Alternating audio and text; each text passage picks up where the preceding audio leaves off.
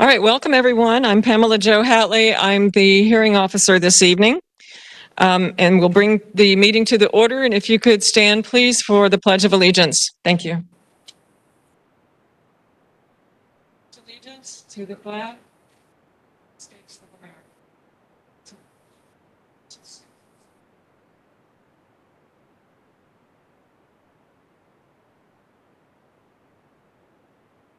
All right, thank you all. Again, I'm Pamela Jo Hatley, and just before we get started with the agenda this evening, I'll introduce Brian Grady of the Hillsborough County Development Services Department. Mr. Grady will introduce the agenda changes, withdrawals, and continuances, and introduce staff. Again, for the record, Brian Grady, Hillsborough County Development Services Department. We do have two changes on tonight's published agenda. The first change is on page 4, item A6, rezoning PD 20-1253. The agenda shown it as applicant continuance to June 14th when it actually was in fact an out of order continuance to the June 14th, 2020 zoning hearing master hearing. So in any instance, the item is continuing to the June 14th, 2021 zoning hearing master hearing. The other change is on page 9 of the agenda, item D3, a major mod application 20-0169, the Atkins Todd Precedents. Staff is requesting this item be continued to the June 14th, 2021 zoning hearing master hearing. The reason for the continuance is there's a discrepancies in both the our staff report and the Planning Commission staff report regarding the specific nature of the proposed uses for the project. Recent conversation with the applicant clarified that what was outlined in the staff reports is not specifically correct and accurate regarding requested uses. Therefore, it's appropriate for this to continue for both staff reports to clarify and update the reports to correctly reflect proposed uses and also to evaluate that proposed uses for the project. And that's the reason why staff's requesting a continuance. Mr. Grady, would you state the item number again, please? I think you said 20-10. Oh, I'm sorry. It's on page 9 of the agenda, item D3, major mod application 21-0169. Again, 21-0169. I apologize for that. Typically for those continuances, you just ask if there's anyone who wants to speak to that continuance. Okay. All right. So we had several people signed up for application number 21-0222, and that one, as stated in the agenda, has been continued. So 21-0222 continued to June 14th. If anyone's here to speak on that one.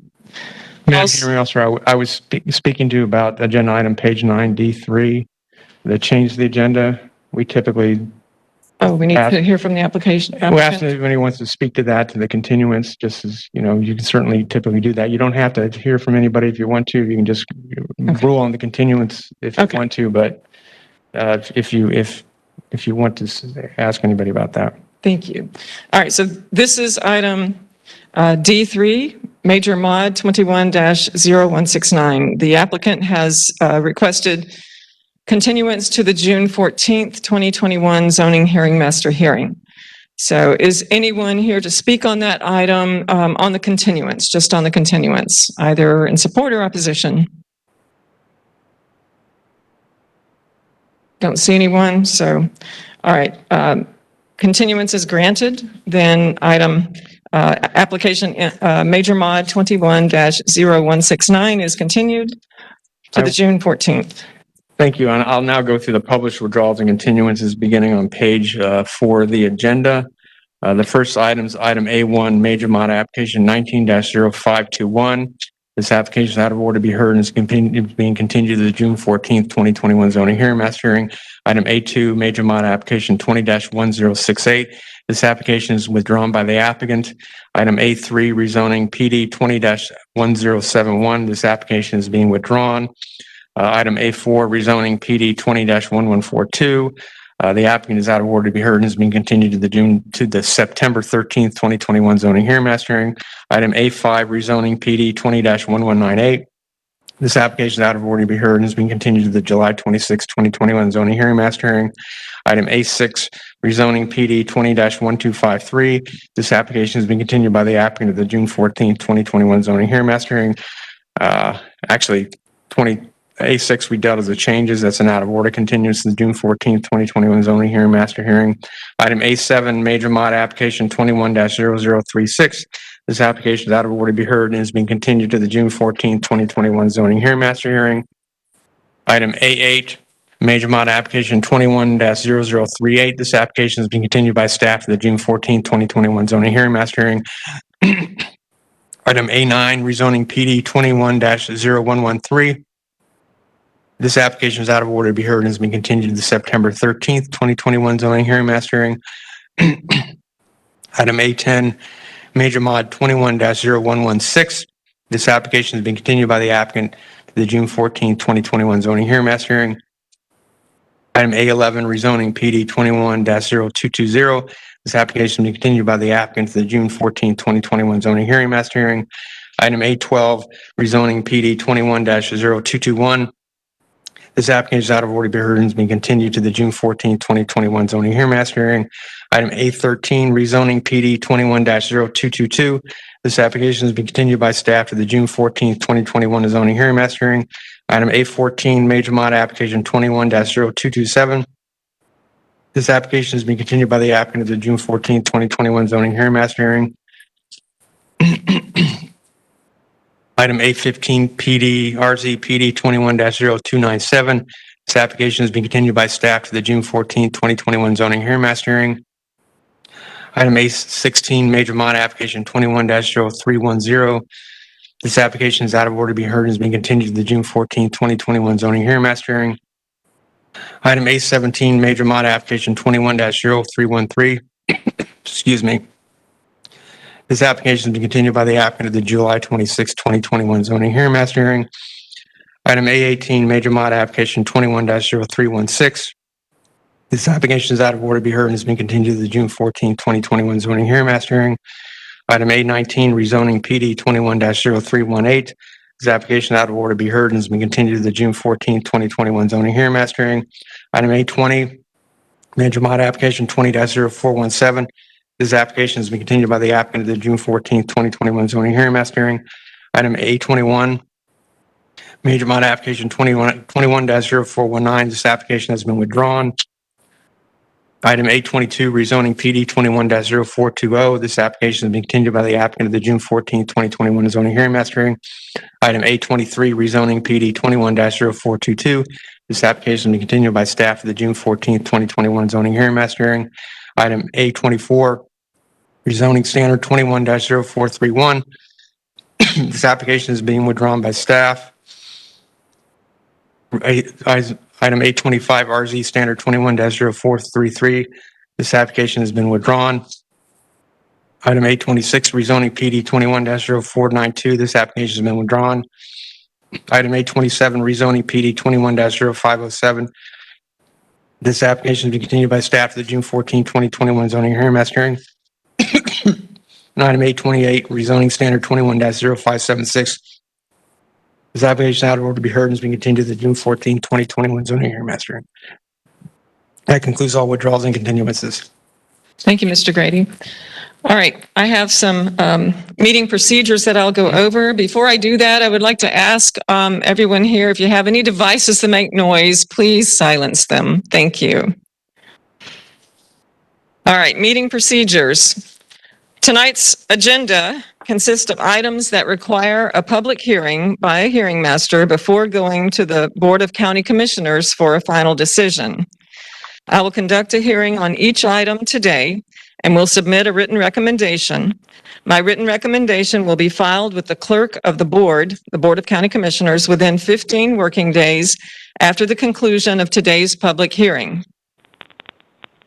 The Board of County Commissioners will consider the record of today's public hearing and my recommendation and will make the final decision on the application at a publicly noticed meeting on a date and time set by the board. The hearings today will be informal. I will ask questions related to the scope of the direct testimony and may call and question witnesses as I deem appropriate. I will decide all questions of procedure. I will take evidence, but will exclude evidence that is irrelevant, immaterial, or unduly repetitious. Evidence may be presented in written form, and all testimony shall be under oath. Hearsay evidence may be used to supplement or explain other evidence, but shall not be sufficient alone to support a finding of fact unless it would be admissible over objections in a civil court action. The order of presentation tonight shall be first, county staff, Mr. Grady, will introduce each item. Then the applicant and the applicant's witnesses will have 15 minutes to present the proposal. Then County Development Services will have 5 minutes to present its findings and recommendations. The Planning Commission will have 5 minutes to present its findings of compliance or non-compliance with the comprehensive plan. Proponents will have 15 minutes to present arguments in support of the proposal. Opponents will have 15 minutes to present arguments against the proposal. Then county staff will have 5 minutes to present any amended recommendations. The applicant will then have 5 minutes for rebuttal and summation. The 15 minutes for proponents and opponents is the total time allotted among them. So if there are a number of persons who wish to speak, the 15 minutes will be distributed among those persons. And you may wish to designate a single spokesperson to represent your views.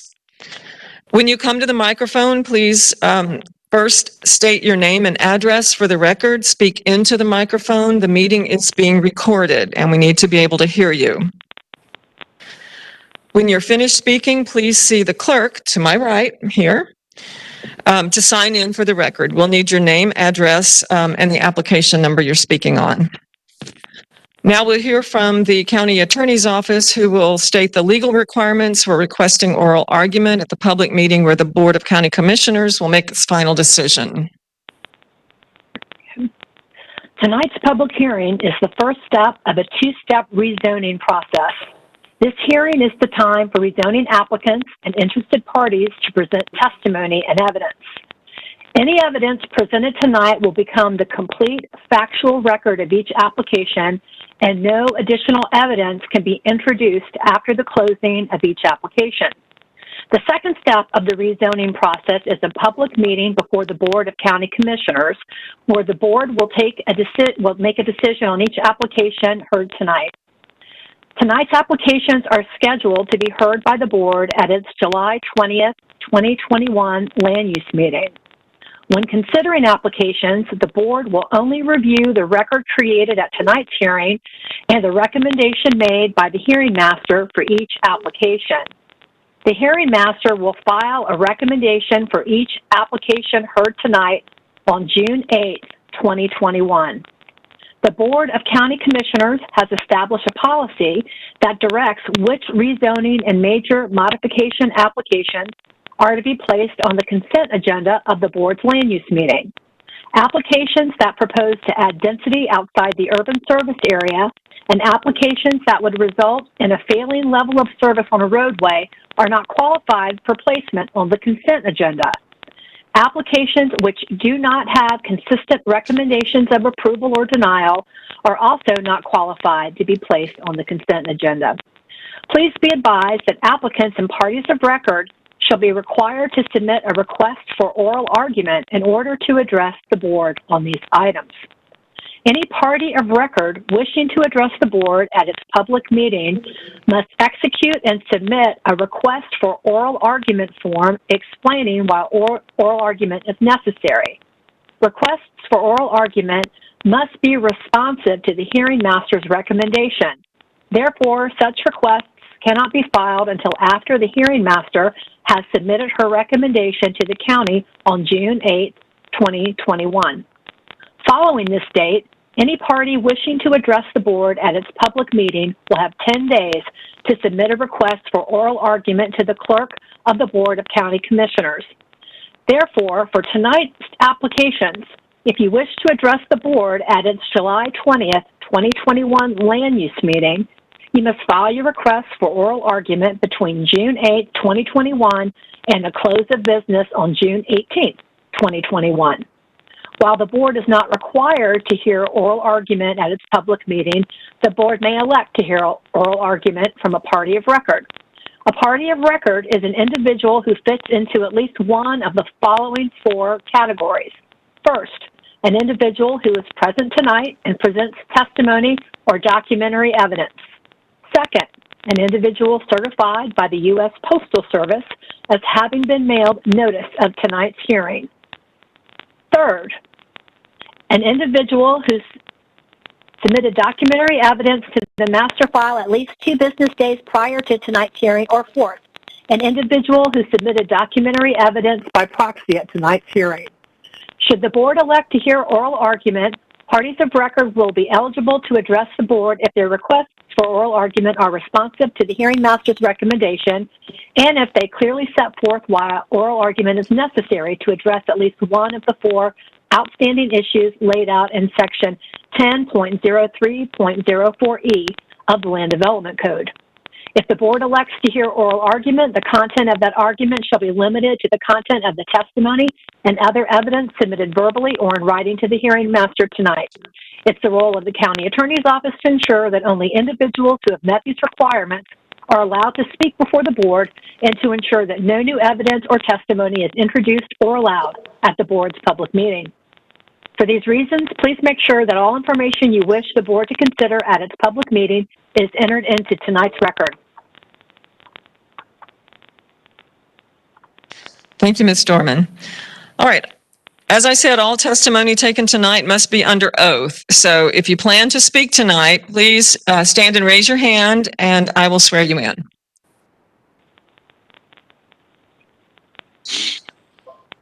All right. Do you swear the testimony you are about to give is the truth, the whole truth, and nothing but the truth? I do. Thank you. I do.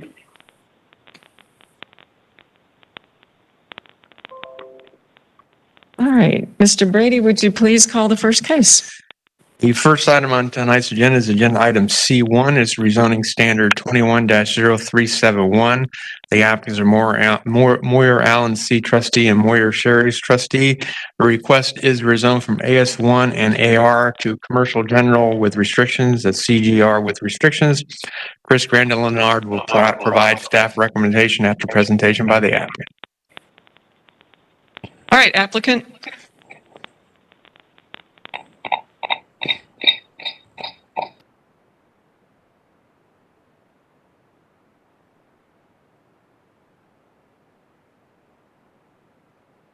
Good evening, Madam Hearing Officer, staff.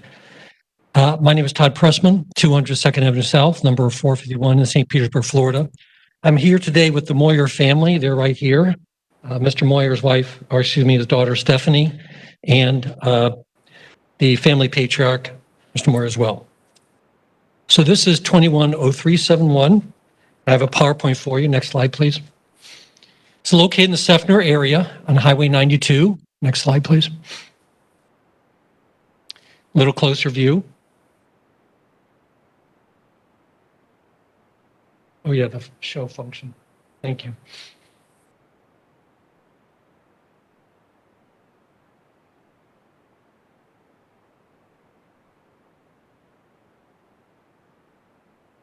I mean, I think it's fine the way it is. Okay. And a closer view on US Highway 92 by the property appraiser, or as defined by his office. And you'll notice, hearing officer, that there's a lot of activity around the site. Next slide, please. And to point that out to you specifically, you can see there's a lot of storage, equipment, things of that nature in the immediate area. Next slide, please. So the issue is rezoning to CGR. The restriction is the sales, rental, and service of new and used farm and garden equipment with no open storage. Next slide, please. The Moyer family has been in business since the 1970s. The patriarch of the family has had another property nearby. They have a long-time presence here. Next slide, please. 3.5 generations of the Moyer family running the business. The 0.5 refers to the little baby there. He's next in line. Next slide, please. On the zoning map, you'll see that the site is in purple. You'll see immediately to the south is a large area CG. Across the street is a PD, which has a commercial element to it that I'll make you more aware of. Next slide, please. And an NCU was approved abutting south for the exact same use, which was in regard to the patriarch of the family, Mr. Moyer, who's here. Next slide, please. And I have a record of that non-conforming use review, which was approved by the county. That is, again, abutting south of the property before you tonight. Next slide, please. Now, commercial zoning has been approved directly across the street in PD 12-0512. Next slide. And you'll see the commercial track there, residential surrounding, noting primary access. And this is, of course, directly from the PD plan. Very interestingly, next slide, please. As you look a little closer, you'll see across the street, they actually refer to Mr. Moyer, heavy equipment sales. Next slide, please. And just to emphasize that, I want to make sure that you see that's part of the record. So PD 12-0512 was approved for 90,000 square feet of commercial floor space for all CG uses, excluding fast food. Next slide, please. The Planning Commission, the Zoning Department, the ZHM all approved. The BOCC unanimously approved that intensive rezoning directly across the street. Now, when you pull back and you look at Highway 92, which of course is a highway, and I call the Highway 92, CG is the predominant trend. You can see the heavy coloring of the reddish or whatever color that is. That refers to the CG, of course, along a major arterial road. Next slide, please. Of which the average daily vehicles trips is 10,200 trips per day. Next slide, please. Now, there are comprehensive plans that do support this use. And they are not comp plans that all of the Planning Commission looked at. So Objective 29 refers to the recognition of the importance of agriculture as an industry and valuable economic resource, and shall protect economic viability of agriculture activities by recognizing and providing for its unique characteristics in land use planning and land development regulations. So we have restricted this use, I'm making it very clear, restricting use to an ag support use. Next slide, please. Policy 29.6. This is an important policy. Agricultural and agriculture-related uses shall be permitted in non-rural land use categories. Next slide, please. Policy 30.5. Agriculture-related commercial uses more intensive or heavy than neighborhood-serving commercial may be considered in the rural land use categories, provided it meets applicable policies of the comprehensive plan. These uses are not subject to the locational criteria for neighborhood-serving commercial uses. Next slide, please. And policy 30.6, agriculture and agriculture support uses are the preferred uses in rural areas. There's a predominance of these policies that refer to the first policy and objective, which is to support agriculture and agriculture support uses in the county. Next slide, please. Now we do three neighbors in support. This is the one neighbor to the south. Next slide. And that's his letter asking to accept this into the record as a nearby owner. He's fully in support of the application. They've been a very good neighbor. They keep the site in good repair, no traffic issues or noise. The Moyers are a great asset, longtime family in the community. They've had a great long-time relationship. Next slide, please. And then abutting to the east as well, that property owner is in support. Next slide, please. And that property owner notes that they are, of course, an abutting owner, fully support the application. The business has been a good neighbor. They keep the site in good repair, cause no traffic issues or noises. Now, I do have a third letter to put in the record. This is from the property owner directly across the street, noting again that they're fully in support. The business has been a very good neighbor and again in support. Next slide, please. So in summary, there clearly is a lot of similar activity in the immediate area. We're restricting the sales, rental, and service of farm equipment. Intensive commercial has been approved across the street, which commercial is the main focus of Highway 92. There are comp plan policies in support and neighbors in support. So with that, I'll put a copy of the PowerPoint in the record along with the record, if I may. Please, thank you.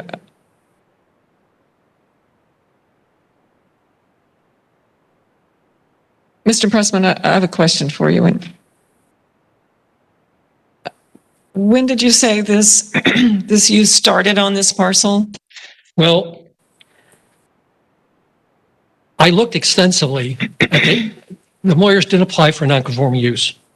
Was not approved. I have looked at that record, and the record is the record as I saw it, at least at this point in time, do I look at it deeper, was obviously not distinctive. So the direction of that denial, as I perceived it, was that there was not a continued presence by one element or another. And I had a large number of affidavits. I'd say offhand 8 or 9 separate affidavits of folks who contest or who presented their knowledge of the site. But the nature of this business is that things move and go, they come and go, some stay, some don't stay. So aerial photos are not the greatest element for it. So it is another thing I'm looking at, but they have had a presence on this parcel and the other parcels for many decades. And I'm sure maybe the Moyers will like respond. My understanding from the 70s. Yeah, Mr. Moyer is shaking his head from the 70s. Okay. I guess for the purpose of the rezoning question, that's not all that relevant. So that's all the questions I have then. Thank you. Thank you.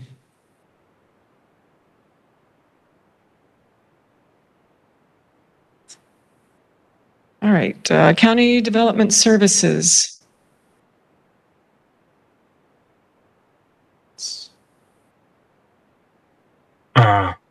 Good evening. Chris Gralinar, Development Services. Okay.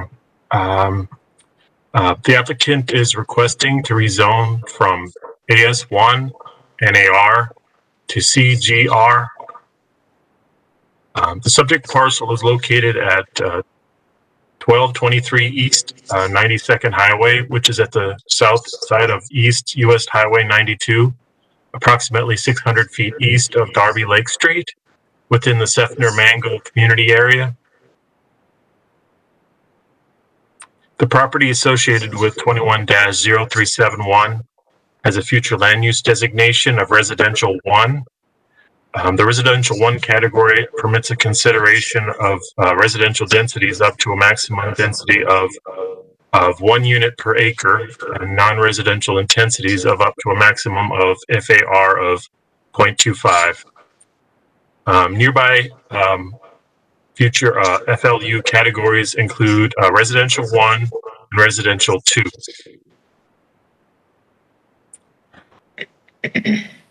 The adjacent properties are comprised of Residential PD, CG, AR, AS1. To the north of the subject parcel across US 92 is an undeveloped single-family subdivision zone PD 12-0512 and a vacant residential parcel zoned AR. To the east, it is adjacent to a lounge and residential cottages zoned AR. To the south, it is adjacent to a single-family residential home owned by the applicant zoned CG and AR. To the south and the west, it is adjacent to a construction equipment repair, storage, sales, and a maintenance business. Folio 63679. 0.1000, zoned AS1, CG, and AR. That business received a non-conforming use approval, 94-0799 in 1994, which has been presented by the applicant as supporting evidence for the compatibility of the subject parcel. The surrounding uses in the area consist of single-family lots, mobile home parks, heavy machinery sales and repair, and a lounge. Although similar commercial uses are adjacent to the subject parcel to the south, the neighboring lot received a non-conforming use approval in 1994, over 27 years ago. The Seffner Mango community area has changed in that time. The Planning Commission emphasized in the report that the current plan for the area discourages commercial development that is in the rural area portion of East Highway 92 to avoid strip commercial development. The subject site is in the rural area and therefore conflicts with the community's desired development pattern. Additionally, the report mentions that subject site does not meet commercial locational criteria as defined in Objective 22, Policy 22.2 in the future land use element of the comprehensive plan for unincorporated Hillsborough County. The applicant has offered restrictions to mitigate conflicts with the comprehensive plan and the Seffner Mango Community Plan. The restriction offered is the use will be restricted to sales, rental, and service of new and used farm and garden equipment with no open storage. He also requested a waiver for commercial locational criteria as outlined in policy 22.8 of the comprehensive plan. Based on these considerations, including the inconsistencies with the Hillsborough County Comprehensive Plan, staff finds the requested CGR, Commercial General Restricted Zoning District, incompatible with the existing zoning and development pattern in the area. Staff finds the request not supportable. That concludes my presentation, and I'm available for any questions you may have. Thank you. I just want to confirm, you said the PD zoning to the north, and I believe it's 12-0512. Is that correct? Yes. And that is residential? Oh, it's mixed use residential. It's Mixed use? undeveloped single family. It's a single family subdivision with commercial. Okay. It's undeveloped. Okay, but is it primarily single family residential? Okay, with a commercial component? Yes. Okay, thank you very much for that. I don't have any more questions for you. All right, Planning Commission. Thank you. Melissa Leinhardt, Planning Commission staff. The subject property is located in the Residential 1 Future Land Use category. It is located in the rural area and also within the limits of the Seffner Mango Community Plan. Future Land Use Element Objective 4 of the Future of Hillsborough Comprehensive Plan envisions agricultural uses and large lot, low-density rural residential uses which can exist without the threat of urban encroachment or suburban encroachment for the rural area. Planning Commission staff has reservations regarding the intensity of the proposed uses as the site is in the rural area and not located at an intersection. Future Land Use Element Objective 16 and its accompanying policies require the protection of existing neighborhoods from new development and redevelopment of adjacent properties through various instruments, such as buffering, screening, and site planning. Policy 16.1 includes language about limiting commercial development in residential land use categories to a neighborhood scale.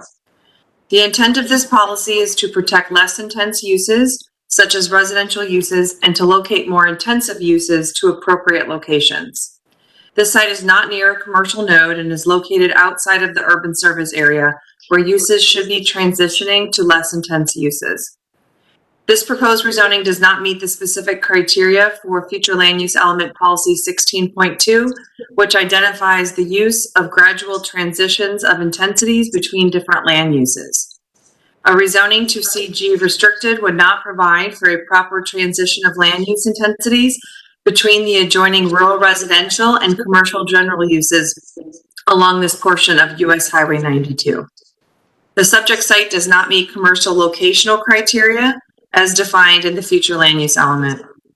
Policy 22.8 does permit an applicant to request a waiver to commercial locational criteria, which the applicant has submitted. The waiver notes the presence of other non-conforming CG zoned parcels to the south of the site, and the CG uses are permitted in the general vicinity. It also states that the traffic patterns on US 92 and Arturo Roadway is intensive and that the development pattern of the area is more suited to a commercial character. Planning Commission staff recommends the Hillsborough County Board of County Commissioners not approve the waiver to locational criteria. Policy 22.7 of the Future Land Use Element states that commercial locational criteria is not the only factor to be considered. Factors such as land use compatibility must also be considered. Planning Commission staff recognizes the compatibility concerns with the proposed CGR rezoning and the adjacent and surrounding residential properties. The proposed rezoning does not facilitate the vision of the Seffner Mango Community Plan. Goal 1 of the plan and its accompanying strategies specifically discourages commercial encroachment into the residential areas between US 92 and Martin Luther King Boulevard and south of Martin Luther King Boulevard. Goal 3 recognizes US 92 North as a commercial corridor within the limits of the urban service area and not the rural area where the subject site is located. The subject site is currently in violation of current zoning codes, and the Seffner Mango Community Plan specifically requests that all illegal non-conforming uses be consistent with the community plan. The proposed rezoning to CGR does not meet the intent of the policies, as it would promote commercial development along US 92 outside the urban service area and allow commercial encroachment into the residential areas of Seffner Mango. Based upon those considerations, Planning Commission staff finds the proposed rezoning inconsistent with the future of Hillsborough Comprehensive Plan for unincorporated Hillsborough County. Thank you. Thank you. All right. Are there any persons here in the room or online who wish to speak in support of this proposal? This is 21-0371. Yes, sir. Speak into the microphone, and we need your name and address first, please. My name is Alan Moyer, 1223 US Highway 92 East, Seffner, Florida. Good evening. What I would like to make you aware of is that this business is a family business. It has been here since 1985. It has been through several generations. We hope to extend it through generations to come. We are located on a major roadway. It is called US Highway 92, and I believe it acts like a busy highway, very busy highway, lots of trucks, really fast vehicles, lots of big trucks, very, very busy. It seems to me that an operation like ours is well suited for the immediate area we are in. Along with what Mr. Pressman presented, there is commercial zoning right across the street, and the same abutting me as my father-in-law has been in business since the middle of the 70s. We have never had anyone complain about what we do, how we operate until now. We are the type of neighbors that is considerate of those around us, and we help those in time of need. We support the agricultural community, which has a very large and strong presence in the eastern part of our county. We meet the needs of the community. We have agricultural customers that date back for decades, and we hope to continue to support them. Basically, this whole thing has been nothing but absolute devastation for myself and my whole family. We are here tonight to ask for your help, ask for your consideration, and ask for your support. Thank you. Thank you, Mr. Moyer. Is there anyone else here who wishes to speak in support of this? Sir, you need to sign in. Sir, Mr. Moyer, you need to sign in. see the clerk over here and sign in, please. Thank you.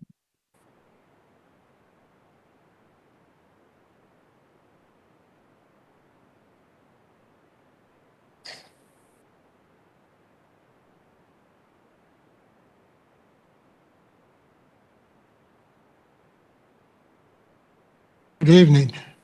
Good evening, sir. Can you pull the microphone down just a little bit, please? Thank you. That's good. And we need your name and address first. My name is David Shantz. My address is 901 US Highway 92 East, Seffner, Florida, 33584. And my name is David Shantz, and I'm 86 years old, and I am the owner of the adjoining property, which I bought approximately 40 years ago.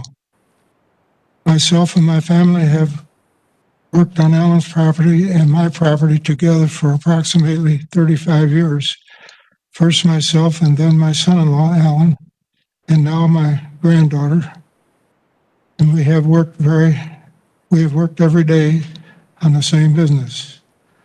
I come here tonight to ask for your help to support our family business. This review has literally thrown our whole family into worries and stress. As you have heard already, this location is a great spot. We have successfully conducted business here and have not disturbed anyone for decades. When I look around the area, I see a highway and other operations like ours, and as I have seen for decades and growing It is a growing business and more involved every day. So again, please consider the request, and we ask for your help and approval. Thank you. Thank you, Mr. Shantz. And please step right over here and see the clerk to sign in. Yes, ma'am. Hello, my name is Stephanie Moyer Mortellero. My home address is 705 Bryan Road, Brandon, Florida, 33511. The address I'm here for is 1223 East US Highway 92, Seffner, Florida, 33584. Good evening and thank you for your time. I'm the third generation to work in our family business. My father joined my grandfather in this business right after I was born, and I have grown up my whole life around it. I now work every day in the family business. This business has provided for my grandfather and his family, my father and his family, and now provides for my family. And I hope to be the future owner of it and pass it down to my 3 children. We are located along Highway 92, surrounded by multiple commercial locations. We have many farmers who come to us for their equipment needs. Our business supports our neighbors and has a strong sense of community with those around us. We are asking for your help. Help us to continue our family business. Help us to preserve the ability to teach our children about hard work and perseverance. We seek your approval so that we may continue to provide for our families. This is our livelihood. Thank you. Thank you.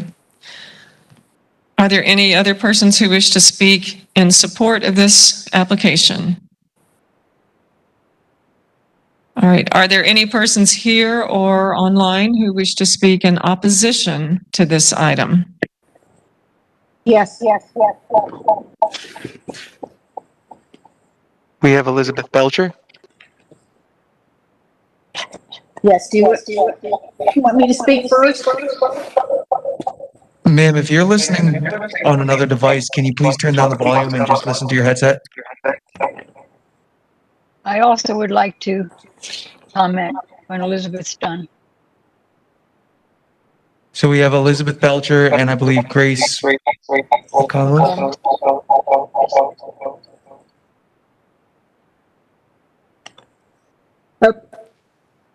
Okay, we have Elizabeth Belcher first. All right. My name is Elizabeth Belcher, Seffner, Florida. First, the application is not consistent with the Seffner Mango plan and does not meet commercial location criteria. The applicant has repeatedly stated there will be no open storage. Is this applicant planning on building some type of storage garages? If so, why are they not included in the site plan? Proposed buildings should be shown to ensure that there is no impact on the adjacent wetlands. How is the applicant going to handle toxic materials, the gasoline and oils from the equipment? Is the applicant going to tear down the open storage building shown on the site map? The application states that there are other non-conforming parcels near his. These were grandfathered in back in the mid-90s. Just because someone years ago got an exception does not automatically bestow the same privilege on this applicant. And might I add to please review the code enforcement violation file that is in the documents. This applicant has had since mid-90s to apply for a non-conforming and has failed to do so until they were fined extensively by code enforcement. He also states that there has been no complaints until just recently, but perhaps others, as well as just as myself, were not aware that these were separate parcels. I thought that they were all the same one. On March 3rd, the zoning department filed additional revised information sheet. On the sheet, it states that there must be a cover letter with explanations of what has been changed. I cannot find this letter.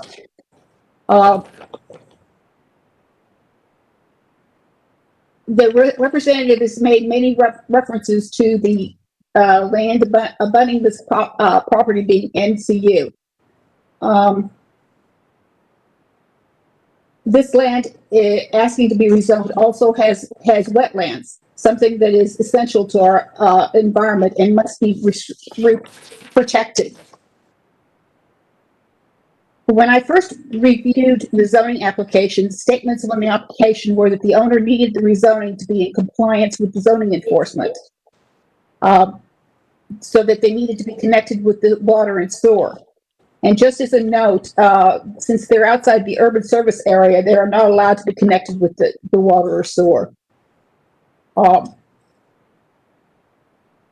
at the application that is now shown on the initial application.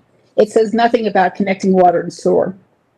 I did not copy the initial application because I thought it was against the law to remove files.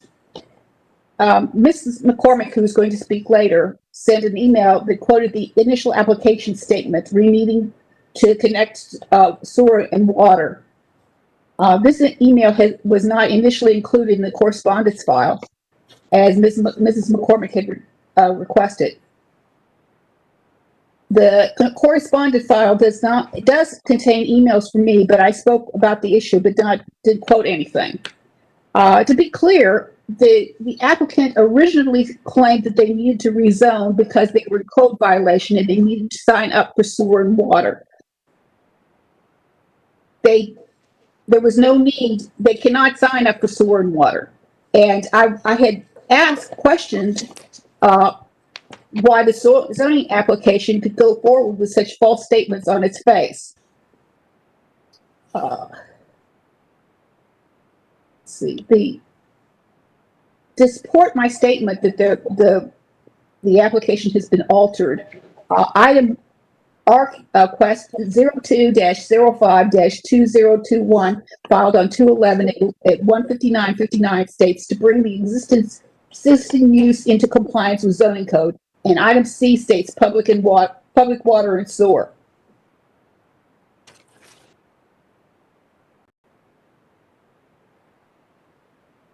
See, there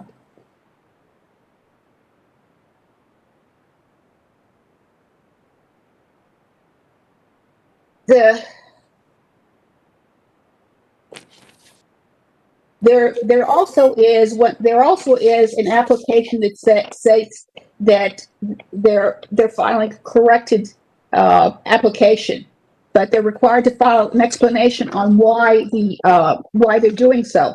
There is no letter in the file explaining that. This application is replete with problems. It should be rejected. The applicant needs to submit a complete and correct application. Thank you. Thank you, Ms. Belcher.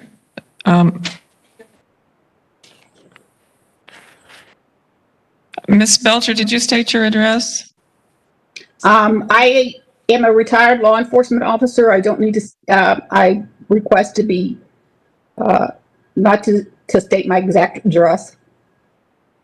Could you tell us the subdivision or the city or your proximity I said Seffner, Florida. And your proximity to the subject property? A mile, maybe. Okay, thank you very much, Ms. Belcher. All right, anyone else here to speak in opposition to this application? I believe we had a Grace McComas. Am I on? I think I'm on.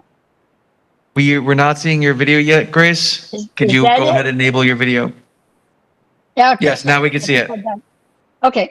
I just want to say that I am opposed to this application for all the reasons that were stated by the planning commissioner and staff. In addition, the locational criteria request for the waiver. Did I go away? We need to see your video, Ms. McComas, Yeah, and also, could you state your address, please? Oh, I'm sorry. 805 Old Darby Street, Seffner, Florida, 33584. Thank you. Go ahead. Now I think I'm on it. Anyway, I oppose it for the reasons stated by the planning commission and staff. I also have some things to say about the locational criteria waiver. They state that the property 12 0512 that will have its commercial directly across from their property is true. They did take the commercial strip from 92 and relocate it to a square, so they wouldn't have any commercial in front of their homes. There's 96 homes going in there, and they're almost all complete, at least phase one. But the fast food is not the only restriction for that commercial. There's also no gas station. They can have sales of farm equipment, but no open storage. That's a condition of that application, and it was approved like that. So the other thing on that same request for the locational criteria waiver is part 3. He said that along that along 92 there were lots of how does he say this? There are existing and approved CG commercial uses and more intense uses in the immediate area, all located on a very intensive arterial roadway. He's referring to the urban service area west of Kingsway. There is not a lot of intensive CG use on the east side of Kingsway. Actually, the east side of Old Darby Road, which is Old Darby Lakes Road, which is next to his property, or next to near the entrance of the Swans Moyer property. So I oppose it for those reasons that they're being stated to make it sound good, but they're not true. So I do oppose this commercial approval. Does that make sense, ma'am? Is that all you have, Ms. McComas? Yes. All right, thank you. All right, is there anyone else to speak in opposition to this item? Anyone else online? I'm not hearing anyone. Okay, and no one else in the room. All right, thank you. Then we will return to Development Services. Any amended recommendations or other comments from Development Services? Just wanted to comment, I did confirm that the site plan for the PD across the street that Mr. Pressman showed is the site plan for that PD, and there is a commercial component in that location as shown on the PD site plan across 92 from the subject parcel. I just wanted to, because I know you had a question about that, so I just wanted to confirm that for the record. Thank you very much. I don't argue with that, but wait a minute, ma'am. Ms. McComas, we've gone on. Thank you. Okay, I'm sorry. So we'll hear from the applicant. Rebuttal. And I will note, and I'm hearing Mosser that again, that rezoning is 12-0512, and since that is a record in optics, you can certainly review that PD and the conditions associated with that regarding restrictions of the commercial in that project. All right, thank you. Yes. Thank you. As much respect I have for the two women that spoke, one woman said she lived a mile away. It was difficult to hear where the other woman resided. I don't know if she was near or not. But the fact of the matter is that notice has been sent out. The big yellow sign has been out. And we had two residents who had some concerns raised, one who was very far away. The fact of the matter is that with the restriction that we're providing, it is supported by the comprehensive plan specific to the use. We believe in locational criteria that you need to look at the major arterial, Highway 92, which carries a lot of traffic every day and is of a very intensive nature. And the fact of the matter is that in the immediate area abutting across the street was a approval for zoning that was supported by all the planning agencies and the Board of County Commissioners unanimously for uses that would be much more intensive, at least in my opinion, here. What rezoning was that, Mr. Pressman? Across the street was, as I presented in the... That's the PD? Yes. Okay. Yes. So there's historical support. There's recent support by the county. The location aspects of Highway 92 and the comp plan elements, we believe, give strong support for this request, and we appreciate your time and consideration. Thank you.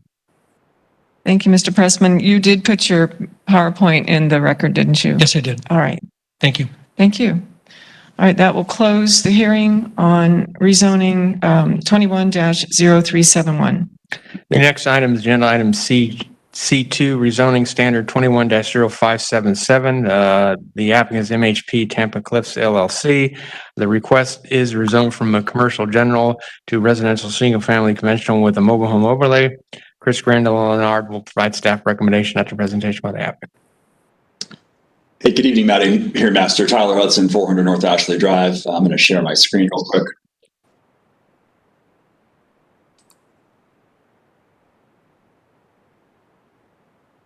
Okay. Does that show on screen? Yes, sir. Okay, wonderful. This is a fairly standard, I think, rezoning. The applicant purchased the property in 2020 and shortly thereafter found a code enforcement violation due to the underlying zoning of CG and the incompatibility of that zoning with the single mobile home residential dwelling unit on site. The property was cleaned up over time.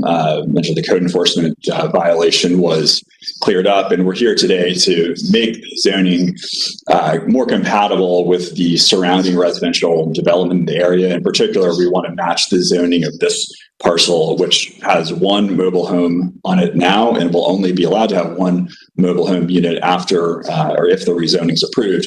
We want to match this parcel's rezoning to what is over to the west, which is RSC 6, and with a mobile home overlay.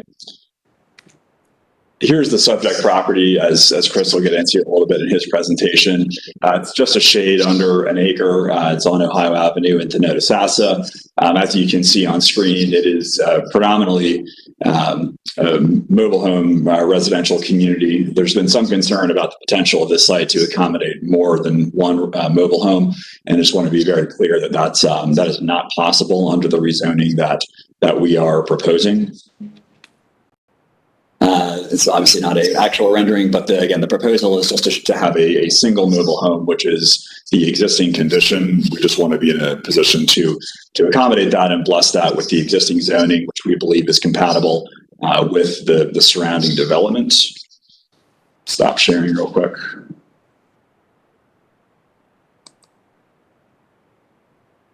Great.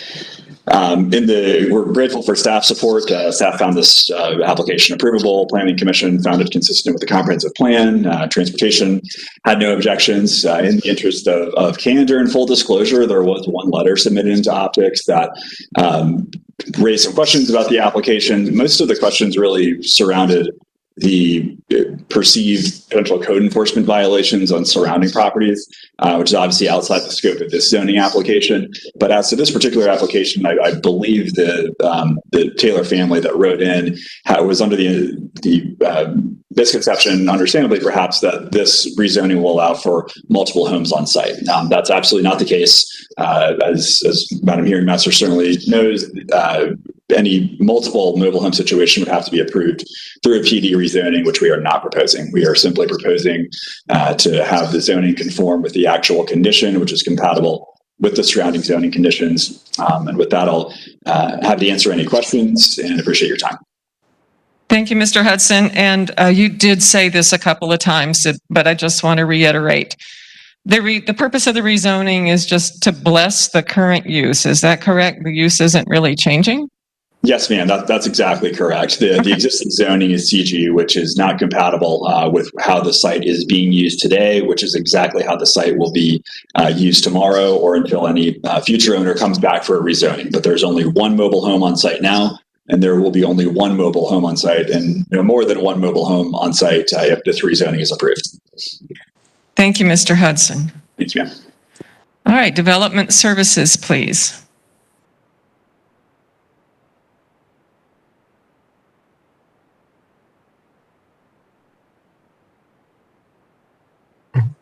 Good evening, Chris Grandel again, Development Services.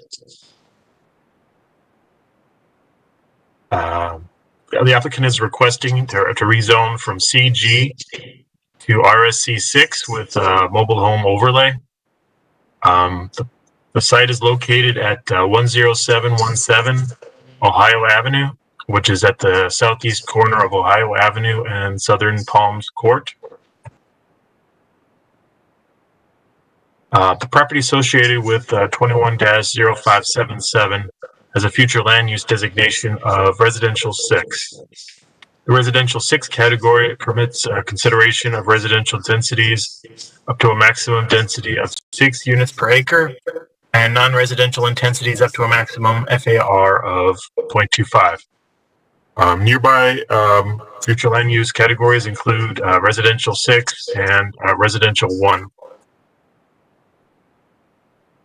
The adjacent properties are comprised of residential PD, plan development, RSC 6, residential single family conventional with a mobile home overlay, CG, commercial general, and ASC 1, agricultural single family conventional zoning districts.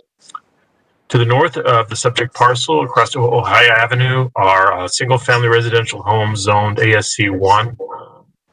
To the east is adjacent to a mobile home park owned by the applicant, zone CG.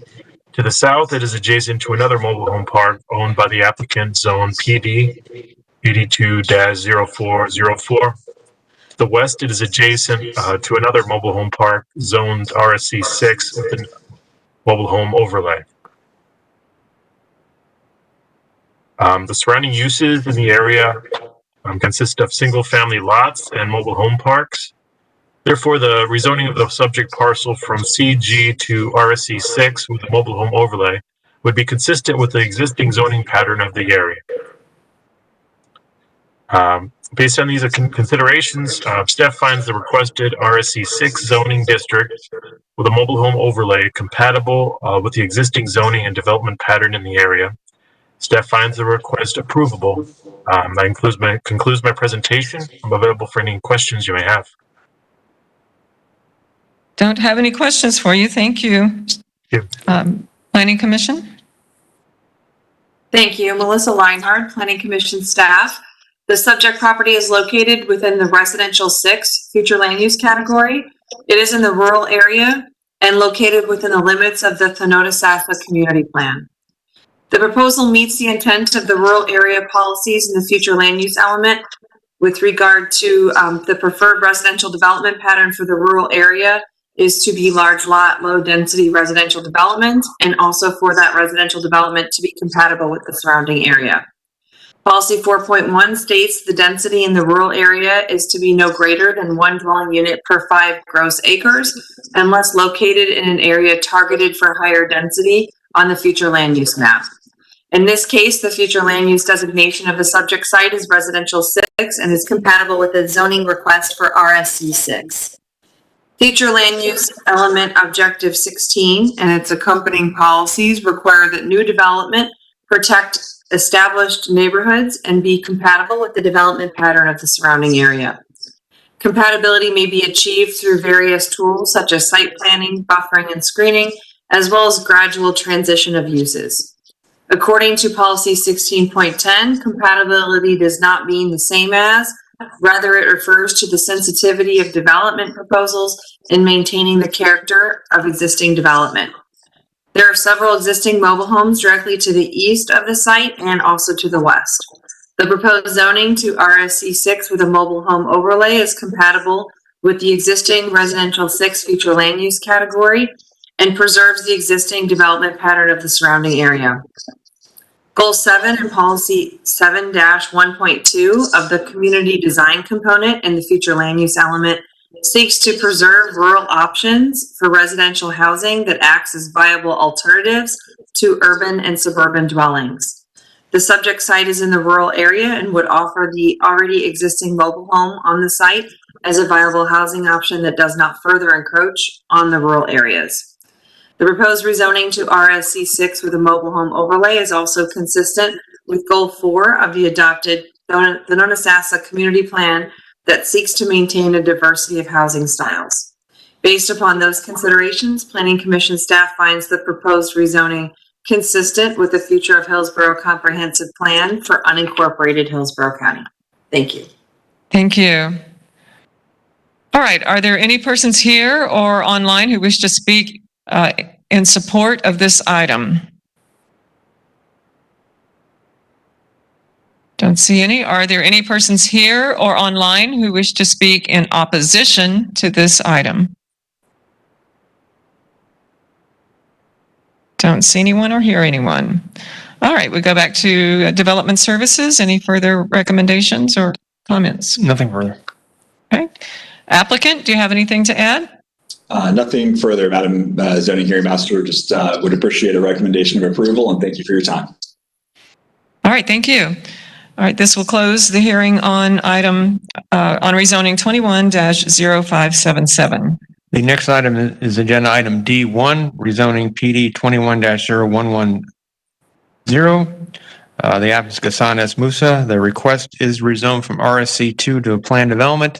Michelle Heinrich will provide staff recommendation after presentation by the applicant. All right, applicant.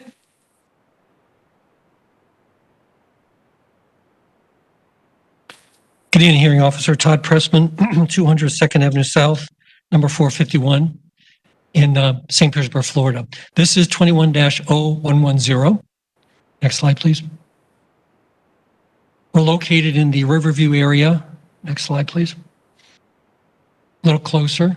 Next slide, please. This is the site at 11216 McMullen Road, again in Riverview, just a little bit past Jabez Way. Next slide, please. So the issue of this 1 acre site is RSC2 to PD. The purpose of the PD specifically is a 19-bed residential community home type C. Next slide, please. The site is currently existing with a type A 5-bed ALF. It's been for about 4 years by Angels THC. They are a senior living provider with 4 other ALFs. Cliff Scott is the owner with his wife as a disabled Marine. His wife has a master's in health administration. We're seeking expansion from the existing 5 beds to 19 beds under the PD. So this would be 6,000 square foot expansion from an existing 3,421 square foot building. Next slide, please. Under the Seffner Mango Community Plan, housing opportunities for all income groups should be maintained. Staff report from Planning Commission notes that the applicant is proposing a non-residential use with residential architecture and character, which would support the visions of the Riverview and South Shore community plans. Next slide, please. Looking at the zoning map. Next slide. And future land use categories. Next slide, please. So this is the existing site from the roadway. Next slide, please. The expansion will carry through the colors, architecture, design features. They're existing to both sides in the rear. They'll carry through the window features. There's a couple windows that are semicircles at the top. The roof hubs and bumps, all that will be maintained throughout the entire structure. Roof features, design, window design, colors, humps and bumps, and stays at 2 stories. Next slide, please. This is the PD plan as submitted. And you'll see the expansion. Next slide, please. In color. Next slide, please. So under RSC2, 2 units per acre is permissible. So this property could carry 2 homes. Equivalent of 2 homes could go here under R4. Of course, that would, under the future land use category, be 4 units per acre. Next slide, please. The key here, Hearing Officer, is that this has very low trips and very low impacts proposed. It will be 52 trips per day per ITE, 4 trips in the AM peak, 6 trips in the PM peak. Next slide, please. Now, compared to the existing ALF, which has 30 trips per day, the only difference with this expansion is 22 daily trips. And that's, of course, reflection of the use, which is a very low trip rate. Next slide, please. Now, looking at the housing element of the comp plan, which was not cited at all by the Planning Commission, notes that group homes and foster care facilities should be available as housing options. Hillsborough County has established comp plan policies and a zoning process which will allow group homes in certain residential areas and areas of residential character. Next slide, please. Policy 1.4.3, sites for group homes, foster care facilities will be approved in areas with residential character to meet the needs of the population requiring such housing. And this has been a push. You might be aware, I would assume that you are aware, that there's been a shift from a number of years ago from these facilities being in commercial and non-residential areas, both at the federal, state, and local levels, that these are uses that our grandparents and our parents need to be a part of the community, not shunted to a commercial warehouse or commercial area. And I believe, it's my opinion, that's partly where this policy comes from, and that's what the policy stands for. Next slide, please. Goal number 2, promote and assist in the provision of ample housing supply with a broad range of types and price levels to meet current and projected housing needs so that all Hillsborough residents have the opportunity to purchase or rent standard housing. Next slide, please. The zoning staff concerns, and of course, obviously not speaking for them, primarily as I read the report, looked at appropriateness and intensity and the 500-foot separation for the use. Next slide, please. The use is extremely non-impacting on a large lot. There's no exterior activity, there's no noise, there's no loud trips, there's no pool parties, there's no loud music. It's all to the interior. There's a fence and distance separation, and the home expansion will maintain a strong residential character. To the rear is natural buffing of the lot. Next slide, please. It will meet all sides and rear setbacks of the RSC2. Next slide, please. Planning Commission notes, states that compatibility does not mean the same as, but maintain the character of existing development, including intensity elements, height, scale, mass, and bulk. We believe that we meet those. We believe that we maintain a residential character on a particularly large lot. Also notes that housing opportunities for all income groups should be maintained, which support, the vision of the Riverview and South Shore community plans. Policy 17.1, residential support uses must be compatible with the surrounding land uses and zoning for the design, intensity, and scale. Next slide, please. So, in theory, the maximum capacity or density is under RSC2 is that 2 units of the same size could be here. That's a pretty significant density that is acceptable to zoning. Of course, the future land use category says you could do it 4 times. So compared, looking at how Planning Commission looked at intensity and impacts and how we look at it are 2 different things. But the fact is that there can be a lot more density here. There can be a lot more intensity, but the use we're proposing critically is very low trips and low impacts. Next slide, please. The proposed expansion is also to the rear. Of course, that includes the height and other equivalents, but to the rear is where the larger part of the lot is existing, so there's lesser impacts in that regard. Next slide, please. Now, transportation comments. There are a lot of comments from transportation, and we're dealing with them at the moment. But to respond to them, next slide, please. Transportation issues is a 75-foot separation where 245 feet is required, specifically to Jabez Way, and also referring to the striping, calling for no passing directly in front of the site. What transportation wants is they want the driveway to come southward and match up with Jabez Way. Next slide, please. Jabez Way is a dead-end private road. There are only approximately 9 or 10 mobile homes, very low trips. And I think that changes from time to time because as I looked at street level views over a couple different years, there were changes, but the best account I can make was just 9 or 10 mobile homes at a dead end. So there's very little interaction with Jabez Way.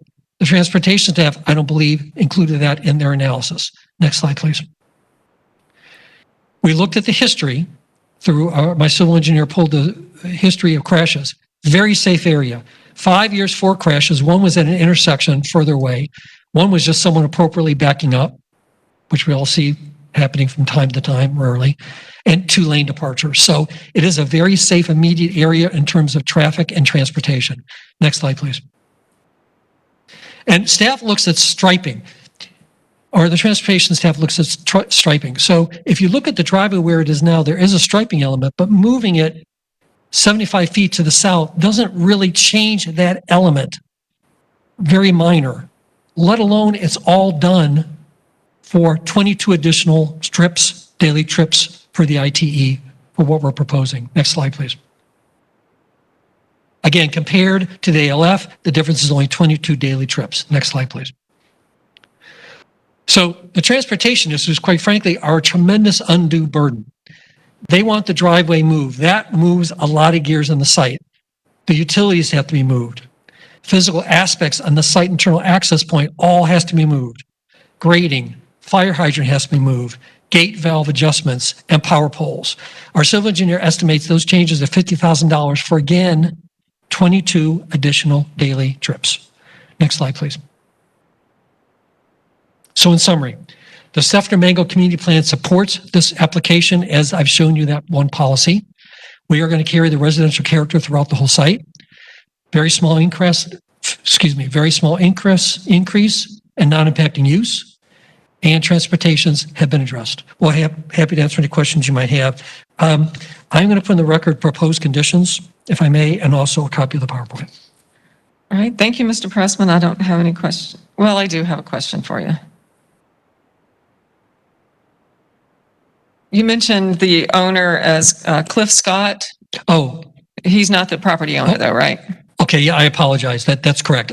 He's the operator. That's my error. Thank you. Okay, so the owner is... As listed. Okay, Yep. Thank you. Thank you, that's all I had. Thank you. Okay, development services, please. Hi, good evening. This is Michelle Heinrich, Development Services, and I'm going to go ahead and share my screen for you. Hopefully that is working for you. We've got it. Okay, great. As stated, this is a PD application 210110.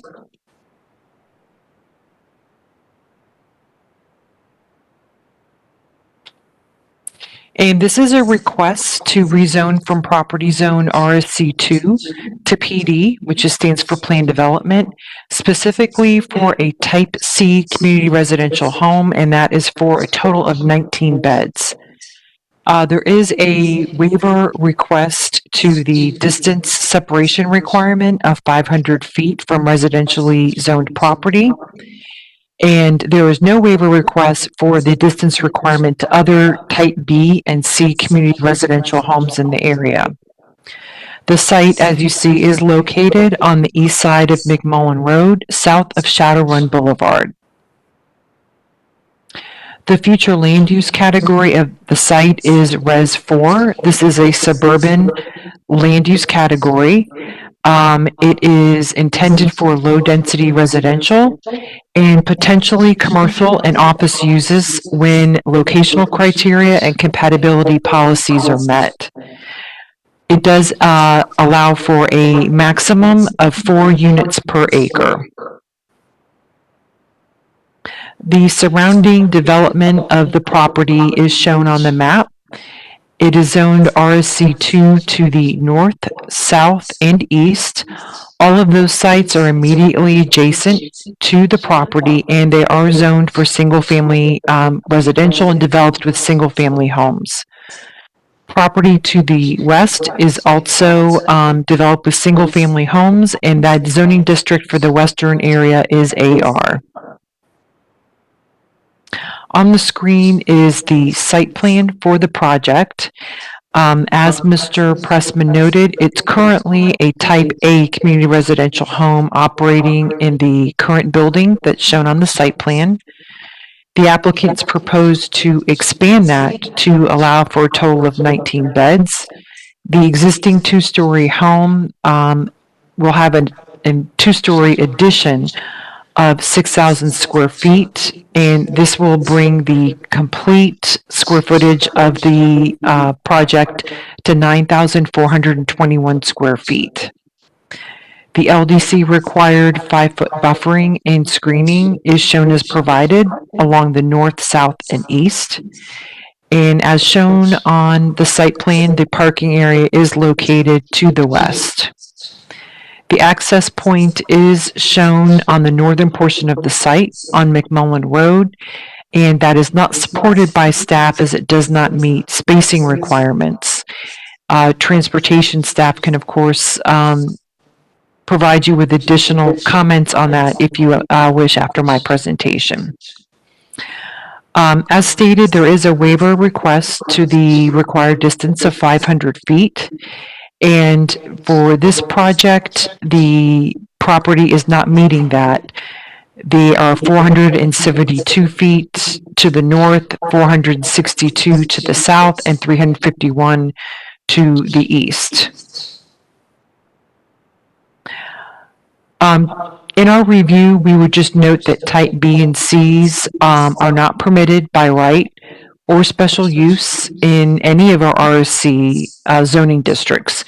Special use permits, when compliant with our distance requirements, are permitted in agricultural, multifamily, office, and commercial districts.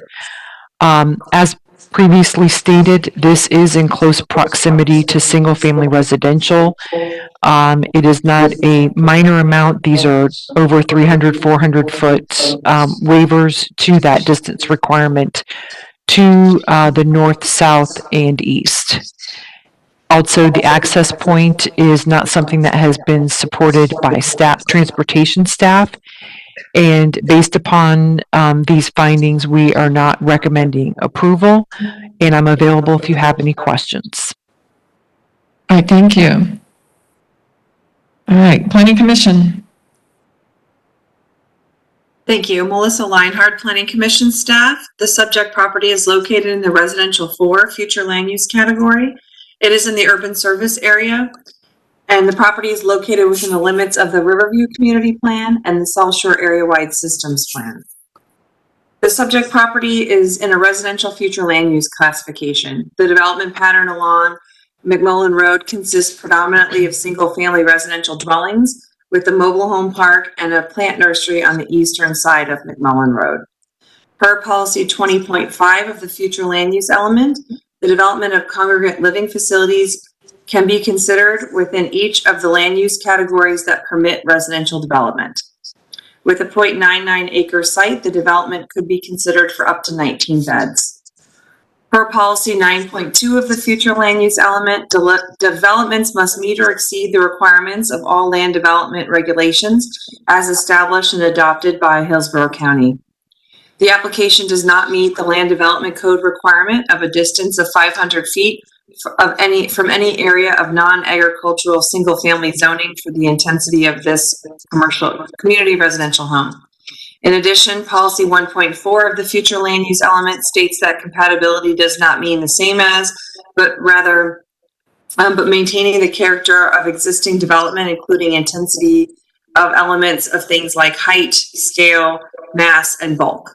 Meeting the land development code requirement ensures compatibility between the proposed community residential home and the surrounding single-family residential dwellings. In addition, the applicant has submitted an administrative variance for spacing requirements from Jabez Way to the existing access driveway. Hillsborough County Transportation staff has determined that the variance request is not approvable based on a variety of reasons. This application is not consistent with future land use element policy 9.2, as the applicant does not meet the aforementioned requirements of the land development code. Per policy 17.1, residential support uses must be compatible with the surrounding land uses and zoning per the design, intensity, and scale. In order to meet the desired intensity, per the land development code, all community residential homes must be at least a distance of 500 feet from any area of single-family zoning. The proposed 19-bed community residential home does not meet this requirement. Overall, the proposed plan development is inconsistent with the goals, objectives, and policies of the comprehensive plan, as it does not meet all the land development code regulations and is not supported by Hillsborough County Transportation staff. Based upon those considerations, Planning Commission staff finds the proposed rezoning inconsistent with the future of Hillsborough Comprehensive Plan for unincorporated Hillsborough County. Thank you. Thank you. All right, are there any persons here in the room or online who wish to speak in support of this application? Don't hear anyone. Are there any persons here or online who wish to speak in opposition to this application? Come forward, please. Were you here when we swore in? Yes, ma'am. You were. Okay, thank you. Good evening, Madam Hearing Officer. It's an honor to be before you, and I thank you for your time this evening. My name is Scott Fitzpatrick, and I'm an attorney with Owens Law Group. My address is 811B, Cypress Village Boulevard, Ruskin, Florida, 33573. My law firm has been retained by the Shadow Run Homeowners Association, Inc., a Florida not-for-profit corporation, to represent it in its opposition to the rezoning variance and waiver requests identified by this file 21-0110. Based on the documents and information that we have obtained from our client in Hillsborough County, we believe the approval of the rezoning variance and waiver requests would, number one, violate the community's restrictive covenants and Florida law. Two, be wholly incompatible with the surrounding area community. And three, be inconsistent with the vision, goals, and strategies of the Riverview Community Plan. Shadow Run Units 1 and 2 are located, of course, in Riverview, Florida. These subdivisions were approved by Hillsborough County in 1974 and 1976, respectively. These units 1 and 2 of Shadow Run, contained a combined total of 386 lots, which were all designed for residential and single-family use. The community was planned, designed, and advertised as a residential neighborhood. There are no lots in Shadow Run designated for commercial use. In 1977, my client was created and formed with the state of Florida. And as required by its governing documents, the Shadow Run HOA's membership is made up of Shadow Run lot owners. The approvals for modifications to the subject property being sought by the applicant from Hillsborough County are not consistent with the declaration, which prohibits in Article 2 business and commercial uses. The Shadow Run HOA has received hundreds of complaints from its members and community residents who oppose the approvals modifications requested by the applicant. Based on the sheer number of these complaints, it appears the community in large part has unified in its objections to the rezoning and waivers sought by the applicant from Hillsborough County, and hence why the HOA has paid me tonight to come here and make these arguments. I don't want to restate what's been stated by Development Services and the Planning Commission, but we don't believe this complies with Section 61128A of the Land Development Code. The waiver, or the radius of 500 feet, just doesn't exist. It's not like we're a few feet off. They're asking for substantial waiver. This section is intended to protect the rights and quiet enjoyment of neighboring residential and single-family property owners, such as those which exist within 500 feet of this proposed project. For the protection of the neighboring property owners in Shadow Run HOA, the distance requirements set forth within Section 61128A of the Land Development Code should be enforced, and no waiver should be granted. Again, I don't want to go back over the report that was submitted because it's been discussed tonight, but there's just one thing I've got to point out. I mean, the building, the home existing, is 3,421 square feet. This proposed project is going to increase that square footage to 9,421 square feet, go from 5 residents to 19 residents. I just want to make sure that that's clear. The Shadow Run Homeowners Association respectfully requests that you make the following recommendation to Hillsborough County Board of County Commissioners. A denial of the requested plan development rezoning of the subject property, and B, a denial of all waivers and variances requested in connection with this project. We oppose this project for all the reasons I've stated here and for all the reasons set forth by the Planning Commission and Development Services as to why this project should not be approved. Your Honor, I would like to just state, I did submit a May 13th, 2021 letter, and I just want to make sure that that's part of the record, and I have another copy of that here with me tonight. If that's more convenient, I can turn that in. But I want to thank you for your time tonight. Thank you, Mr. Fitzpatrick. If you want to leave a copy of that letter, it'd be great. I cannot confirm to you right now that your letter is in the record. Thank you. Are there any other persons here tonight who wish to speak in opposition to this application? All right, don't hear any. Does Development Services have anything further? Yeah. Madam Hearing Officer, this is James Ratliff with Transportation Review. Would this be an appropriate time to Yes. make a couple clarifications? Thank you. Yeah, so for the record, James Ratliff with the Transportation Review section. I did want to just clarify something procedurally based on the testimony that we heard from the previous applicant. The administrative review for the spacing application, the 60402B variance, is I just want to make sure everybody's clear and that the record's clear that that's not something that's before you tonight for a decision. The sole authority for that decision-making process is with the county engineer. There's a separate appeal process even for that variance process, but that variance has not been denied yet. The application was submitted less than 30 days ago. It can take us up to 30 days to process that, and so that's why an official denial has not been granted. But again, the county engineer has indicated that that is forthcoming. So it's a little bit unclear to us again why the applicant is wishing to proceed, because again, respectfully, the county engineer is the one with the sole purview.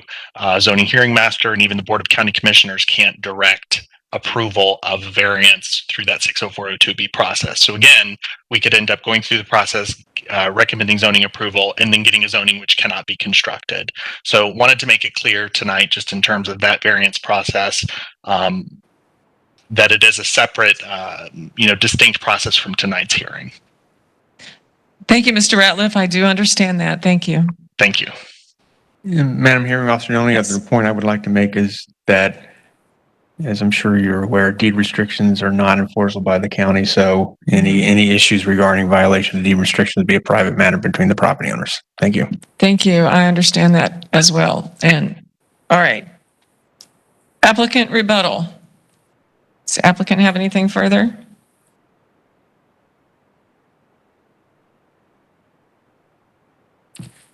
Yes, I do.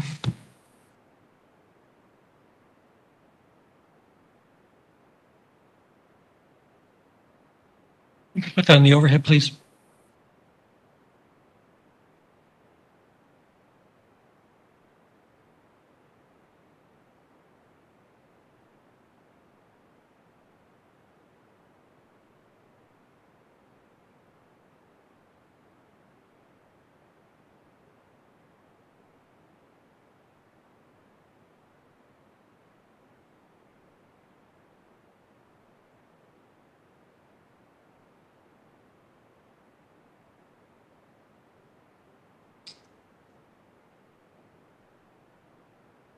Oh, thank you so much.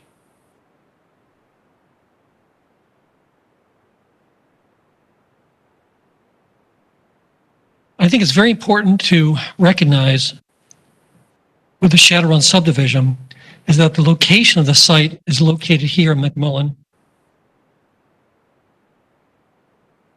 and that the Shadowrun subdivision almost completely runs east. So when we speak about citizens having concerns, the tremendous majority of the entire subdivision is completely out of reach, is completely out of impact of this particular site. Now, moving a little closer, there are a couple homes, one or two to the north, maybe one or two to the south, that you could fairly say would be properties that could have impacts. Although, as I've indicated to you, they will not, because the use is extremely quiet, low trips. Again, no parties, I'm not going to beat the dead horse on that. But I think it's important that when the Shadowrun subdivision comes up and says we're in opposition to it, the question is, what are the impacts? The impacts of the subdivision to folks in the subdivision, in my opinion, is extremely small. Secondly, I heard the gentleman with respect talk about hundreds of phone calls. I checked the record before the hearing, and I may be wrong. I might have missed it, but I did not see those in the record. I don't have that in the record. And again, if I missed those, then that's my bad. And again, I think it's a question of accepting where these uses are, where our parents and our grandparents are going to be residing. Thank you. All right, thank you, Mr. Pressman. That will close the hearing on PD 21-0110. The next item then is agenda item D2, rezoning application RZ PD 21-0123. The applicant is BG Ventures LLC. The requester is rezoned from PD, ASC1, and RSC2 to a planned development. Kevin DeFrank with county staff will provide staff recommendation after presentation by the applicant. Good evening, Madam Hearing Master. For the record, I'm Michael Horner, 14502 Northdale Mabry Highway, Suite 200, Tampa 33618.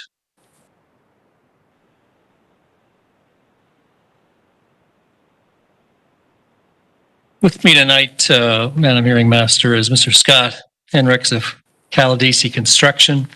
He's going to make a brief comment after my comments. And then also Mr. Greg Soulier, who is owner of BG Ventures, the actual owner of this property and the applicant. Madam Hearing Master, we've been in this process a long time. My records go back almost a year, including some pre-app meetings prior to that. So we think, vetted this quite thoroughly. We've had several continuances, one of them due to a transportation issue and administrative variances and design exceptions, other due to filing of design variations that came up in the middle of our process. This application comes to you with full recommendations of approval and unanimous recommendations from the Planning Commission in terms of consistency with all comp plan policies, the future land use element. We also have no objections from any review agency, and I'm not aware of any opposition. This is approximately 10.9 acres. Madam Hearing Master, it's located between Bloomingdale and Knowles Road to the north, Bloomingdale Avenue to the south. We are just west of Bell Shoals Road. We are zone PD, ASC1, and RSC2. The PD occupies the southern portion of this tract. We are rezoning the northern portion of this tract to accommodate public storage facilities and 3 single-family lots, I might add. We are in CMU 12, mixed use, 12 units per acre, which extends throughout this entire area up to Knowles Road. We are seeking approval for 9,700 square feet of enclosed storage, 22,844 square feet of covered storage, boat, RVs, etc. And incorporating an existing 3-story, 66,000 square foot public storage building, I can point out.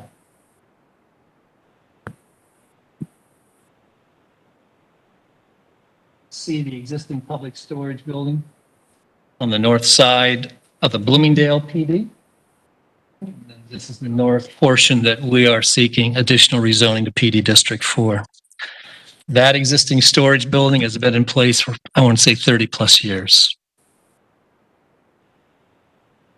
We have coordinated with Hillsborough County regarding parcel swaps that allow for their required retention and flood compensation areas. So we have a joint applicant of Hillsborough County. They own certain parcels west of Bell Shoals Road. We have engaged with those discussions, settlement agreement that was submitted into the record that essentially allows us to have an access driveway to the east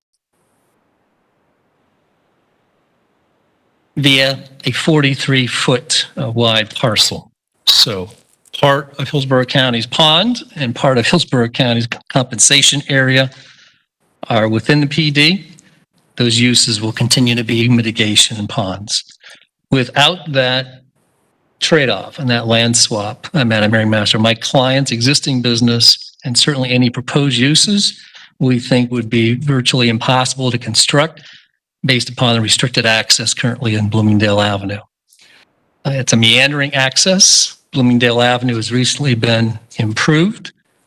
Restricted medians have come into place, illegal U-turn movements, so it's extremely difficult for anyone, particularly eastbound, to be able to access my client's existing storage building, let alone proposed. Hillsborough County is widening Bell Shoals Road with those improvements. Move to the site plan.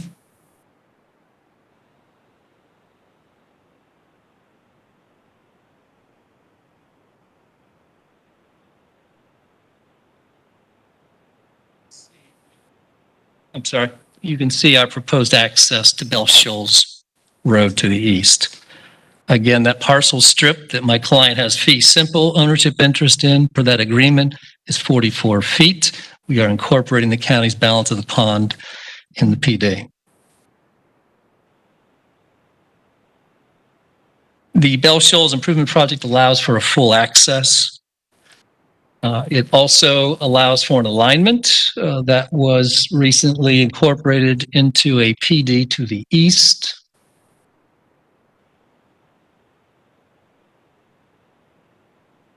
Which was recently reviewed and approved by the hearing master and was on the consent agenda last Tuesday, I believe, for the Board of County Commissioners. So they are conducting that access drive westward with their townhome PD and allowing that full access to our proposed eastern extension of that driveway for a full median access opening. Let me go through a couple of these exhibits. Is there a microphone here, handheld? Mr. Horner, if you would just speak into the microphone and then point out what you're talking about, that'd be helpful. Thank you. And I'm following you. I've got the site plan up right here. Yeah, I'm just trying to point and speak, and I can't do No, we're going to have remember the to old improvise. days? We had the handheld microphone. Thank you. In any event, our plan reflects a number of storage buildings, 5 on the northern portion. The most northern portion of our proposed PD is actually a mixed-use component, and we asked for 3 single-family lots. Those 3 single-family lots we proposed per RSC3, RSC2 standards. They are a little over half an acre. And the reason we proposed those is we thought we would be on private well, septic tank. We have public water that we're connecting to, but we did not think that public sewer would be mandatory based upon the limited impacts and the fact that public sewer is so far away. In addition to that, we proposed initially townhomes. Staff was supportive of that, obviously, for the CMU 12 density to be implemented under policy 1.4. We had to file waivers for the single family because some residents to the north, those residents north of Knowles Road, have RSC3 zone lots, single family homes, all on septic tank. And they indicated they were very concerned about attached units across the street. Understandably, my client pulled back and we amended the plan to allow for 3 single-family detached lots on 1.5, 1.7 acres, more or less. I might also add the FAR that we're proposing is well below the 0.50, even when you consider the density transfer allowance for the intensities with the wetlands, up to 158,500 square feet. Again, we are proposing approximately 32,500 square feet of new storage area. I believe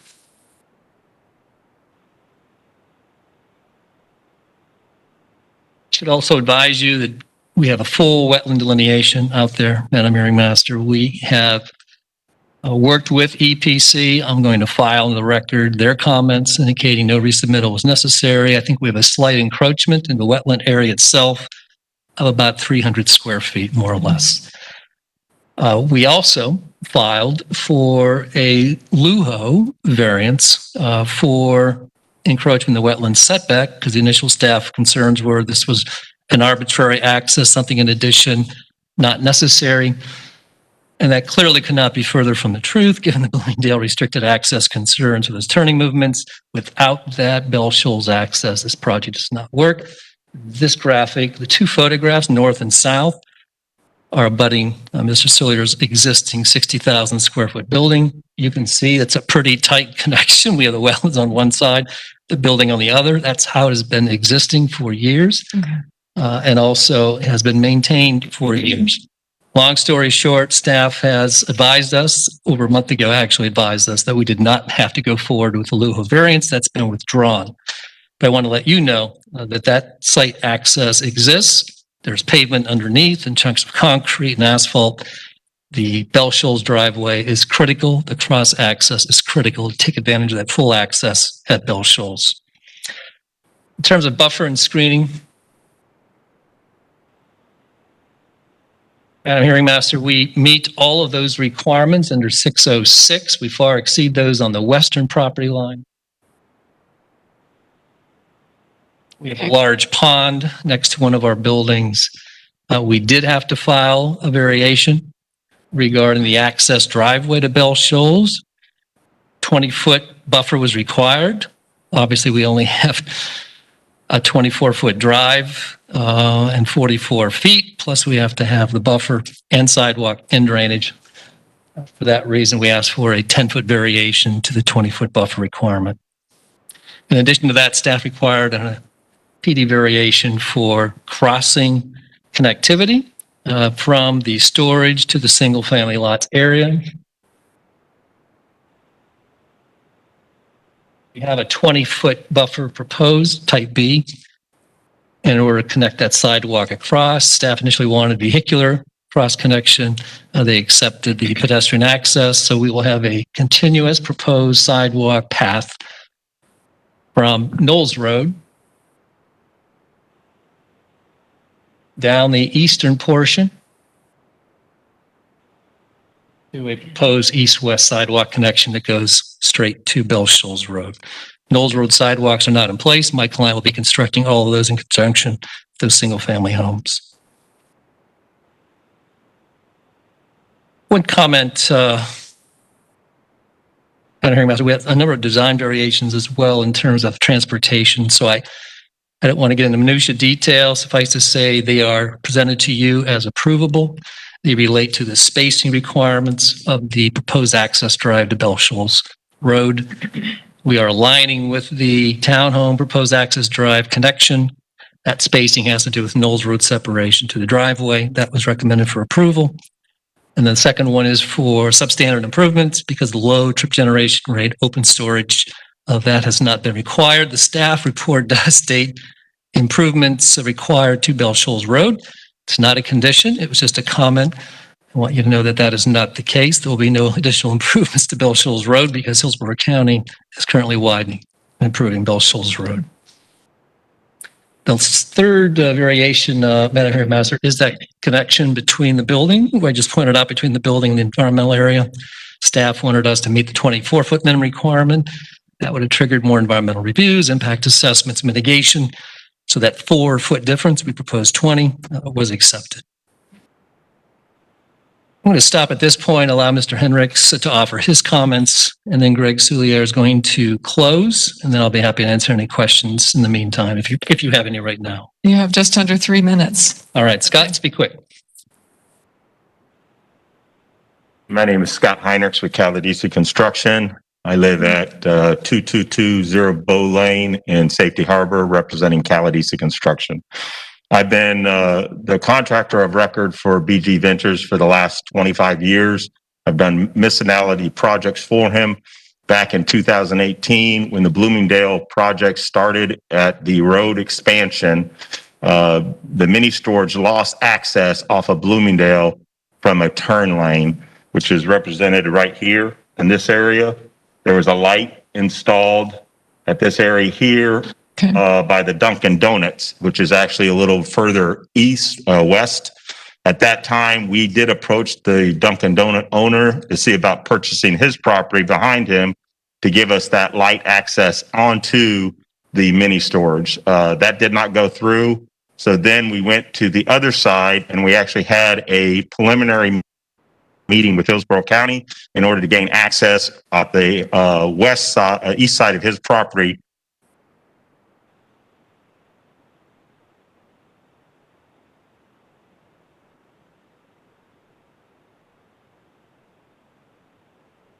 Can you pull that? Sorry. Okay, so his existing property stops at that line. And at that time, we approached the county to seek about getting an access down the service road going to Bell Shoals. At that time, they denied us because it was too close to the Bloomingdale access and it would have been a problem. Since then they started doing the expansion of Bell Shoals. We looked at the northern property going out to Knowles Road.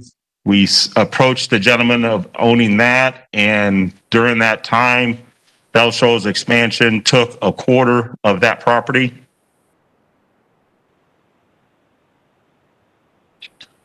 Yep, which limited us as far as on getting back and forth. We approached them. We ended up trading off through the land swap, which gave us an access to Bell Shoals that's kind of highlighted in the red area. All of this has been going on since about 2018. We approached every avenue that we could in order to expedite his services of expanding his business. Thank you very much. Thank you. By chance for Mr. Sulier. We're going to get, you're at 14 seconds. Can you sum it up in 1 minute? We're a 9-to-5 business. Thank you.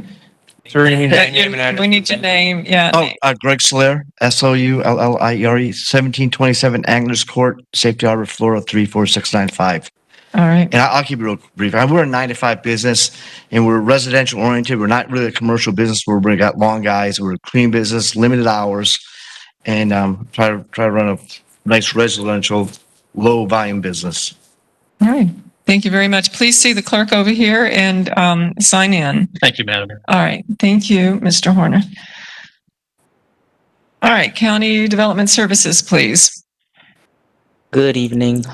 My name is Kevin DeFrank with Hillsborough County Development Services Department. Share.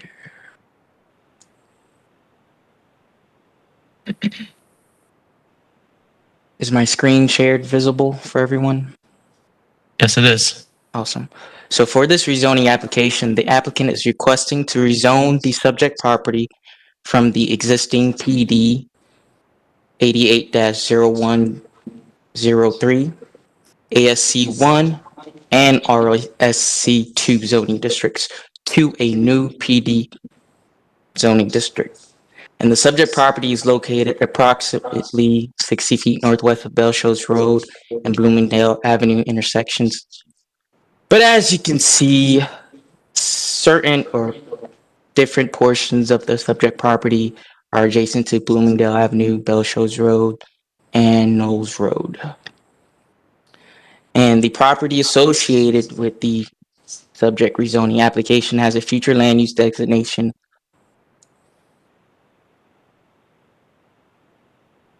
of CMU 12, and CMU 12 category permits consideration of residential densities up to a maximum of density of 12 units per acre and non-residential intensities of up to a maximum FAR of 0.5. And nearby FLU categories include OC 20 and Res 4.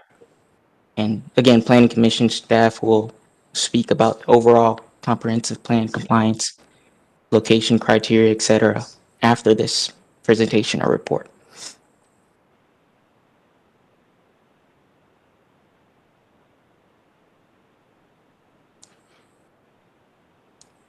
Is that all, Mr. DeFrank? No, I'm continuing. Okay, thank you.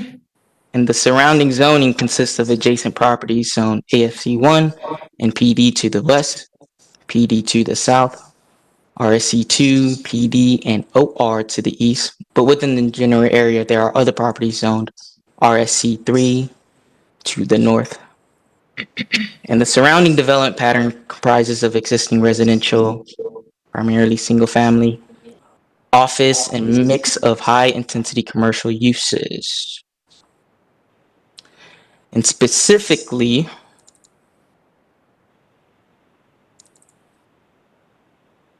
zoom out some more. The proposed PD requested uses include the existing self-storage facility, additional self-storage facilities, and a maximum of 3 single-family residential lots that have a minimum lot area of 21,780 square feet each.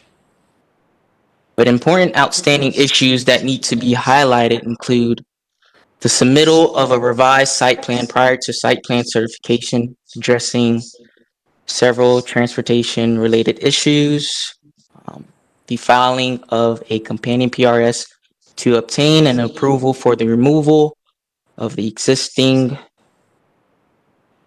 portion of the subject site that is within the existing PD, and the prohibition of the requested use of septic tanks, thus the requirement for connection to the public wastewater system, and the critical design features requirement for the internal access drive that's adjacent to the wetland,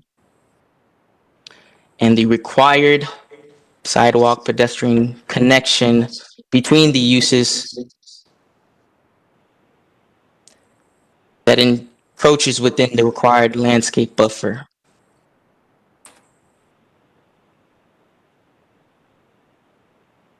And based on the CMU 12 future land use classification, the surrounding zoning and development pattern, and the proposed uses / development standards for the proposed PD, staff finds the request approvable subject to conditions. And that concludes my report, and I'm available for questions. Thank you, Mr. DeFrank. All right, we'll hear from Planning Commission, please. Thank you, Melissa Leinhardt, Planning Commission staff. The subject property is located in the Community Mixed Use 12 Future Land Use category. It is in the urban service area, and the subject property is located within the limits of the Brandon Community Plan. According to Future Land Use Element Policy 1.3, developments within the urban service area and within land use categories permitting 4 dwelling units or greater are to develop at no less than 75% of the allowable density of the future land use category, unless meeting certain criteria. The applicant is proposing 3 single-family homes on 1.71 acres. With this acreage, 75% of the planned category for CMU 12 translates to a minimum density requirement of 15 units. Due to the larger single-family lot pattern along this portion of Knowles Road, the proposed use meets the exception to minimum density due to compatibility concerns. Future Land Use Element Policy 19.1 requires sites that are 10 acres or greater in the CMU 12 Future Land Use category to develop with a minimum of 2 land uses. Furthermore, according to Policy 19.1, at least 10% of the total square footage of the building must be designated for the second use. In this case, since the applicant is proposing residential as the second use, acreage is being used as the 10% threshold. The applicant is meeting the intent by providing 1.71 acres of the 10-acre site.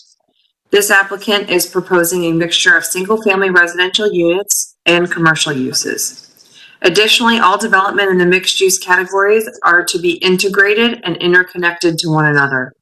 A pedestrian connection between the 2 uses is being proposed. The applicant is meeting the intent of Objective 19 and Policy 19.1 with regard to mixed-use policy language. To guarantee a development that provides a mixture of uses as part of a condition of approval, a timing mechanism has been put into place. The subject property is in a unique area with low-density residential and intensive future land use classifications. In the vicinity of the northern portion of the site, the development pattern includes large lot single-family residential. The southern boundary of the site is developed with commercial uses. Objective 16 and its accompanying policy 16.2 and 16.3 provide direction on achieving compatibility with surrounding land uses through various transitions, buffering, and site planning techniques. The applicant has provided several buffering and screening measures to mitigate for any adverse effects on the surrounding area. Policy 1.4 of the future land use element states that compatibility does not mean the same as, rather it refers to the sensitivity of development proposals and maintaining the character of existing development. Because the applicant has covered the RV and boat storage, as well as provided a 20-foot buffer with a 6-foot opaque fence along the western boundary of the site, this mitigates any impacts to the adjacent single family to the west, which is in keeping with the character of the area and is consistent with policy direction.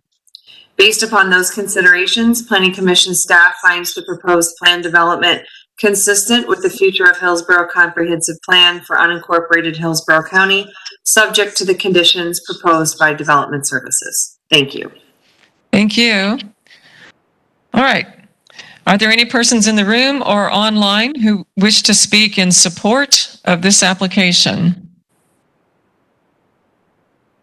Don't hear any. Are there any persons here in the room or online who wish to speak in opposition? All right. Yes, I believe we have some.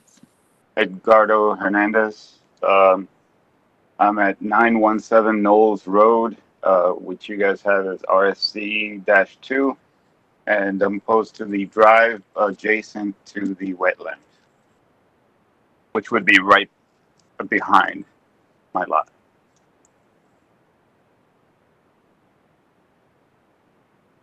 Okay, go ahead, sir. Okay, I just wanted to point out with this is that drive will be directly behind my lot, and I'm opposed to it because of safety and security concerns. I know that they've proposed that they will do a fence on that side, but just a fence won't really secure my lot significantly. So this is why we are directly opposed to this.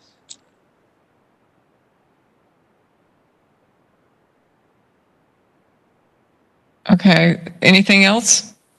At this point, like I said, it's just really that drive right there.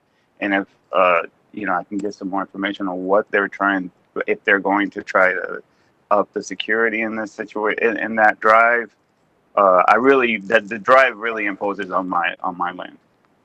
Okay, and your property is 917 Knowles Road, is that yours?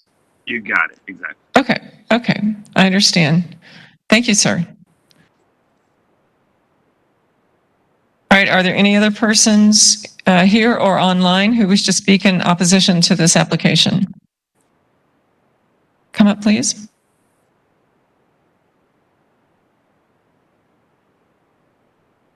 My name is Myrtle Kale. I live at 811 Knowles Road, Brandon, Florida, 33511. Go ahead, please. Thank you. Within our community on Knowles Road, we have homes only. There's been no business. It's a viable community. It's well kept. We even have some recently upscale new homes built in the area. It's a quiet road. It's tree lined. We don't see any lights from Bloomingdale. Hopefully the trees that are there prevent pollution from reaching us from the thousands of cars that do go down Bloomingdale. And I'm sure they will have to remove the trees that are at that back property line. I know they're going to try and put trees in, but they don't have 50-year-old growth like we have now. That road is also home to the Knowles Homestead that's been there for over 120 years. It has had previous historic designation. Our properties are 1, 3, and even up to 5 and 8 acres on the road. They're well kept. Our residents have been there sometimes. I've been there 44 years. I know some others have been there longer. This rezoning will allow a creep of business into these homes that have been there. They're well kept. When that encroaches onto that back property line, and it's in line with all the properties up and down Knowles. We have the same common property line. That will breach and come into our neighborhood, which opens up for more business. The homes are well kept up. It's not a declining neighborhood to say, okay, we bring business in and this improves the area. I know that the storage facility has problems there. There's several other businesses that do, and I don't know who planned that way back when that allowed that they couldn't get into their properties. It was poor planning for them. I understand that. I know they're going to put 3 homes there on Knowles, which is nice for the neighbors right across. I'm a little further down, and my 3 acres go all the way to that back property line. I will see all of that goes in back there. I won't see the homes. I will see this new business. I've had people visit me and they'd say, this is like paradise here, and it is for us. But if business comes in there, it's going to be just like dominoes falling. It will basically destroy that area, I believe. I guess that's all I have to say. Thank you. Thank you, Ms. Kale. All right.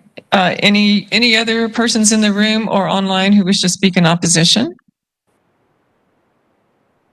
Okay. Development Services, any further comments? Nothing further. Okay. Applicant rebuttal?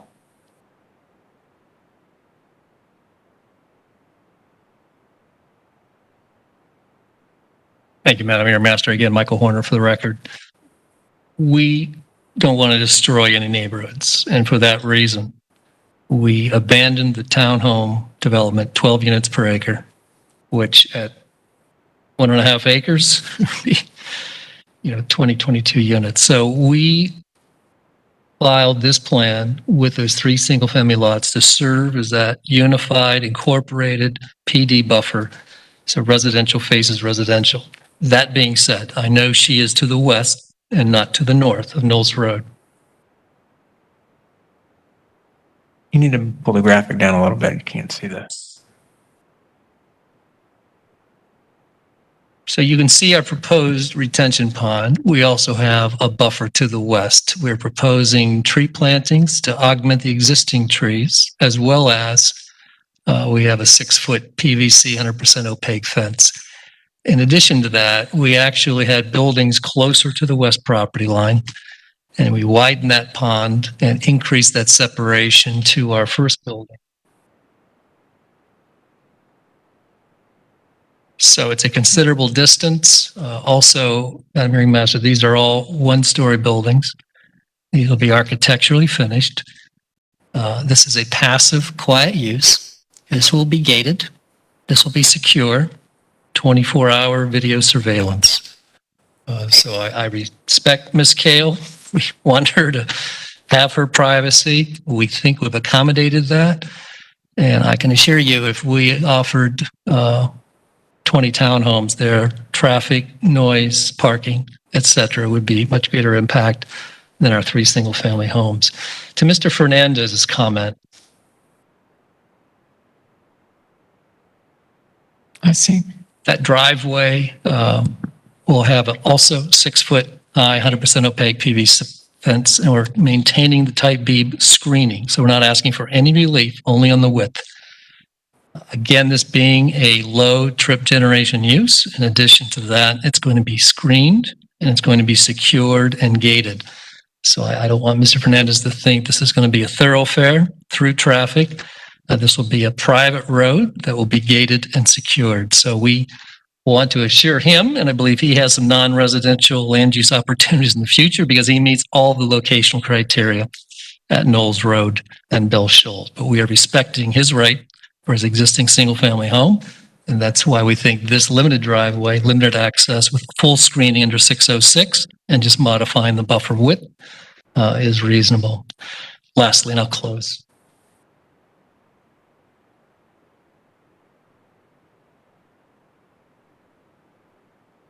So condition 15, Madam Hearing Master, requires no septic tank use or in the urban service area.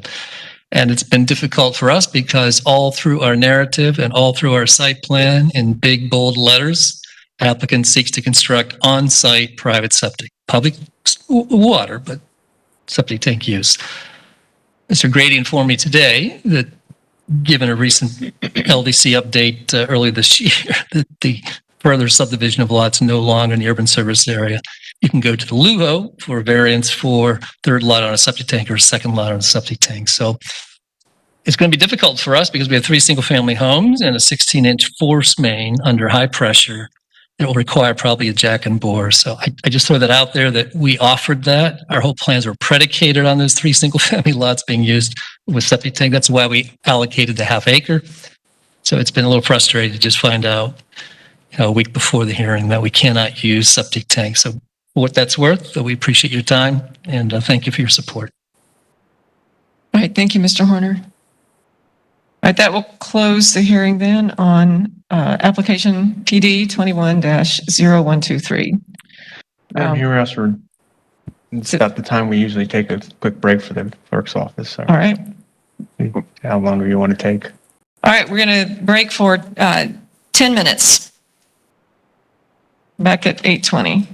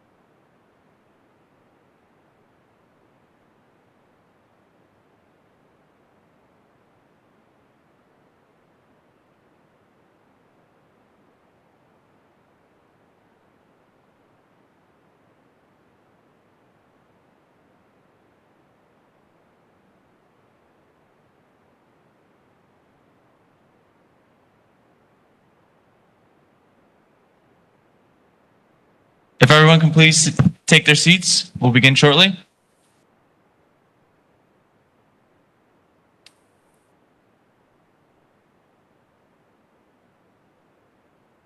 All right, we're ready to reconvene.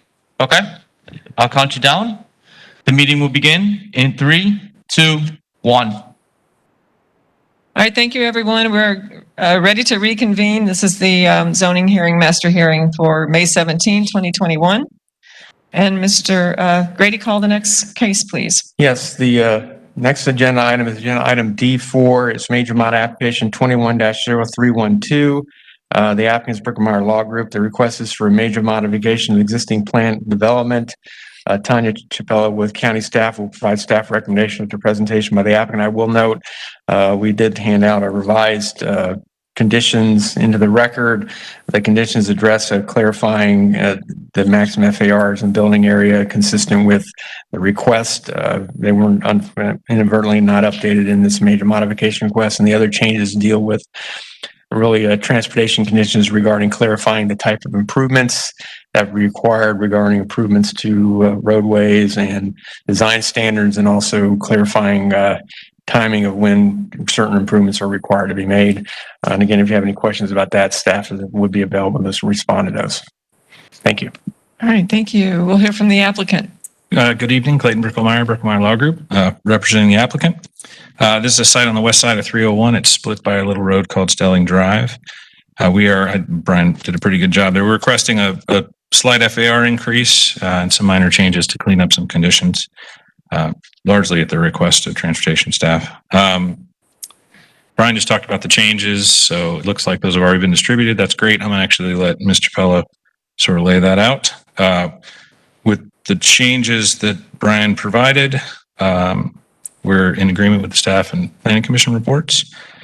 We appreciate all the work. We spent a lot of time working with staff on this one, and we appreciate their work. I do have a support letter that I'm going to put on file from one of the neighbors to the west. I'm available for questions and would ask that you recommend approval. Thanks. Thank you, Mr. Brickelmeyer.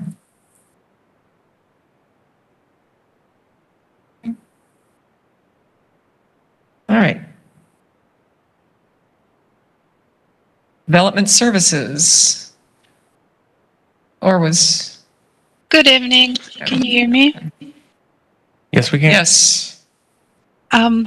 This is Tanya Chapella, Development Services. I'll be sharing my screen, my presentation. The applicant is requesting a major modification to PD 20-0182. The site is located in the intersection of US Highway 301 and Stelling Drive in Riverview.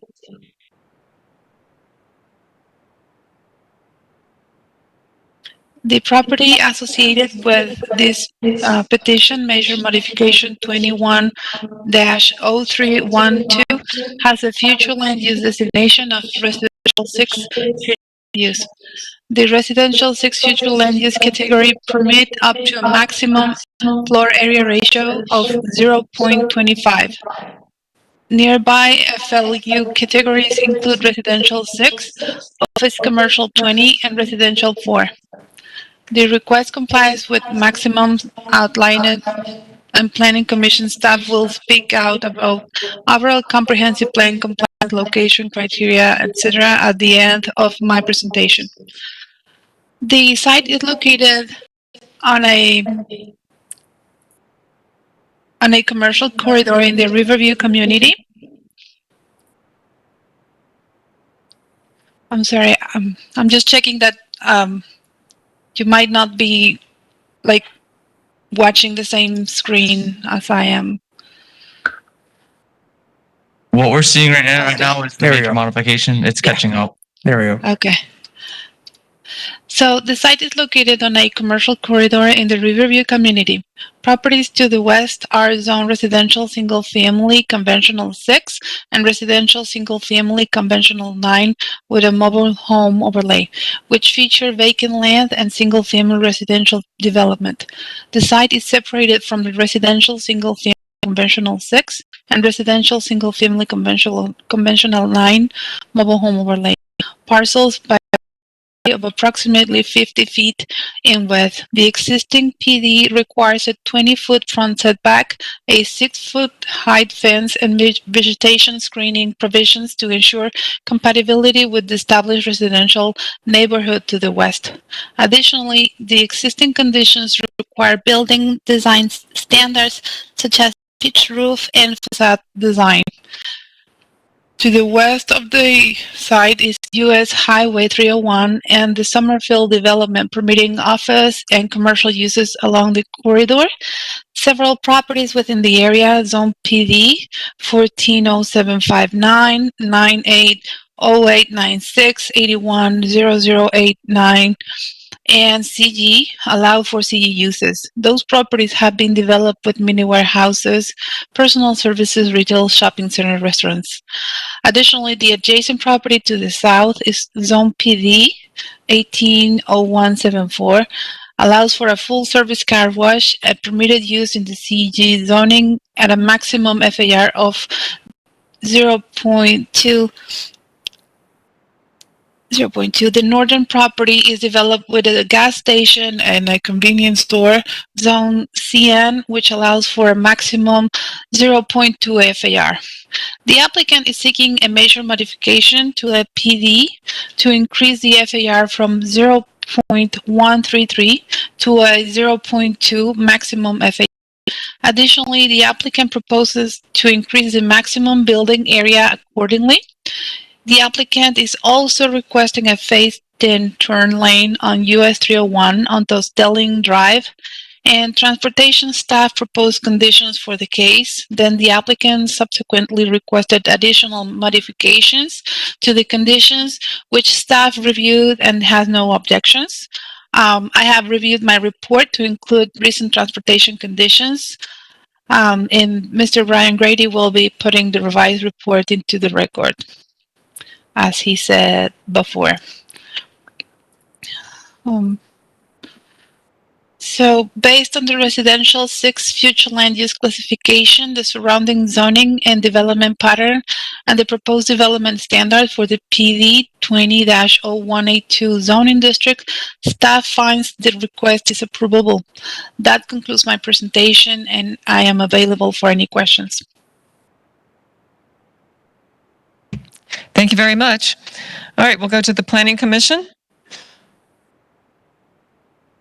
Thank you. Melissa Leinhardt, Planning Commission staff. The subject property is located in the Residential 6 Future Land Use category. It is in the urban service area, and it is also located within the limits of the Riverview Community Plan and the South Shore Area-Wide Systems Plan. The application is requesting a major modification to allow for an increase in FAR up to 0.20 of commercial neighborhood uses and the allowance for the southbound right turn lane to be phased per FDOT. In addition, a cross-access point will be constructed between the proposed site and the adjacent north and south properties. In addition to that, the applicant proposes to widen Stelling Drive to a commercial roadway by adding an additional 24 feet of right-of-way. The proposed major modification is below the maximum that can be considered for the site.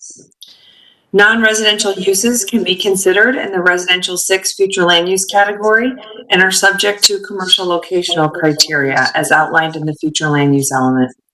Though the site does not meet commercial locational criteria, the applicant has submitted a waiver stating that the waiver isn't needed since the map in policy 22.8 is outdated. Planning Commission staff understands the applicant's position, but staff must rely on the direction of policy 22.2 in the Future Land Use element, which requires that the 2040 cost affordable map be consulted when reviewing sites for consistency with locational criteria. The waiver also states that well over 50% and nearly 100% of the block from Summerview Circle to Stelling Drive is already zoned or used for commercial purposes, allowing for consideration of the commercial infill development in accordance with FLU policy 25.3. The parcel's location and surrounding uses provide for compatibility and consistency under this request. Staff recognizes that the applicant has agreed to utilize site planning and mitigation techniques to better mitigate for the adjacent single-family lots. The applicant has proposed conditions to minimize the impact to nearby residential development, which includes limiting store hours for neighborhood serving auto repair, providing buffering and screening, keeping the original approved PD 20-0182 architectural requirements as stated in the conditions of approval, and limiting uses to CN zoning district uses with the exceptions as noted previously. Motor vehicle auto repair is limited to neighborhood serving auto repair.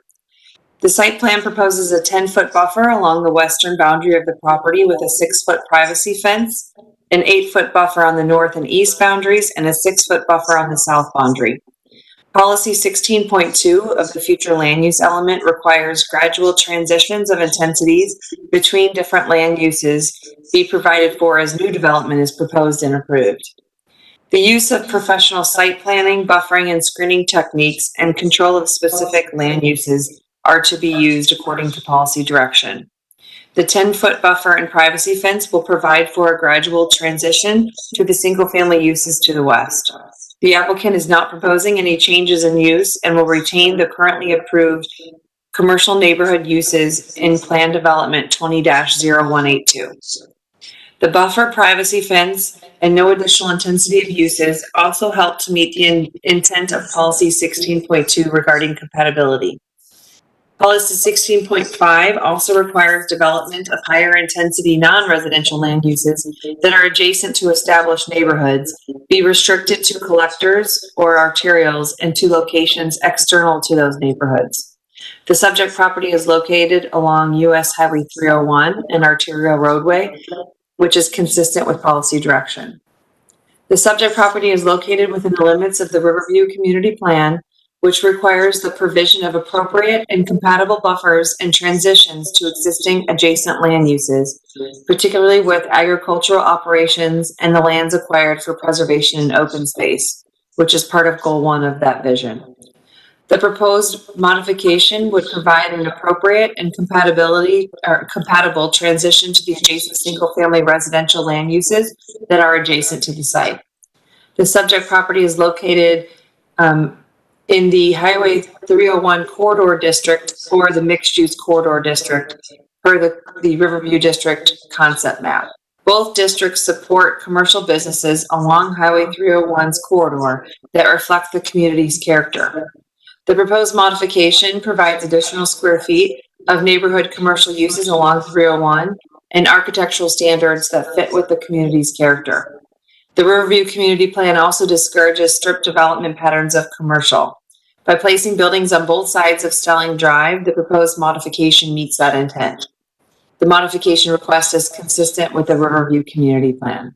And based upon those considerations, Planning Commission staff finds the proposed plan development consistent with the future of Hillsborough Comprehensive Plan for unincorporated Hillsborough County, subject to the conditions proposed by Development Services. Thank you. Thank you. All right, is there anyone in the room or online who wishes to speak in support of this application? Don't hear anyone. Is there anyone in the room or online who wishes to speak in opposition to this application? Okay, don't hear anyone. All right, Development Services, any further comments? Nothing further. All right, applicant. All right, thank you. This then will conclude the hearing on major modification 21-0312. The next item is agenda item D5, rezoning PD 21-0314. The applicants are Gary Miller and David Wickley Homes. The request is rezoned from RC4 to Plan Development. Kevin DeFrank with county staff will provide staff recommendation after presentation by the applicant. All right, applicant, please.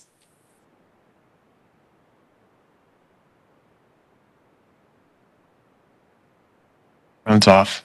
Oh, the microphone is off, it looks like. There you go. Thank you, Madam Hearing And Officer. I'm sorry, you might want to pull it down a little bit, please. Thank you. Sure. Okay. Thank you. Rebecca Kurt from 606 East Madison Avenue. I'm here on behalf of David Weekly Homes for item D5. I have with me tonight my co-counsel, Michael Brooks, Christy Barrero, who is an AICP planner with Heighton Associates, Steve Henry with Links and Associates, and from David Weekly Homes, we have Gary Miller and Martin Frame. I'm going to give the introduction to this presentation and then turn it over to our expert planners for the testimony. Next slide, please.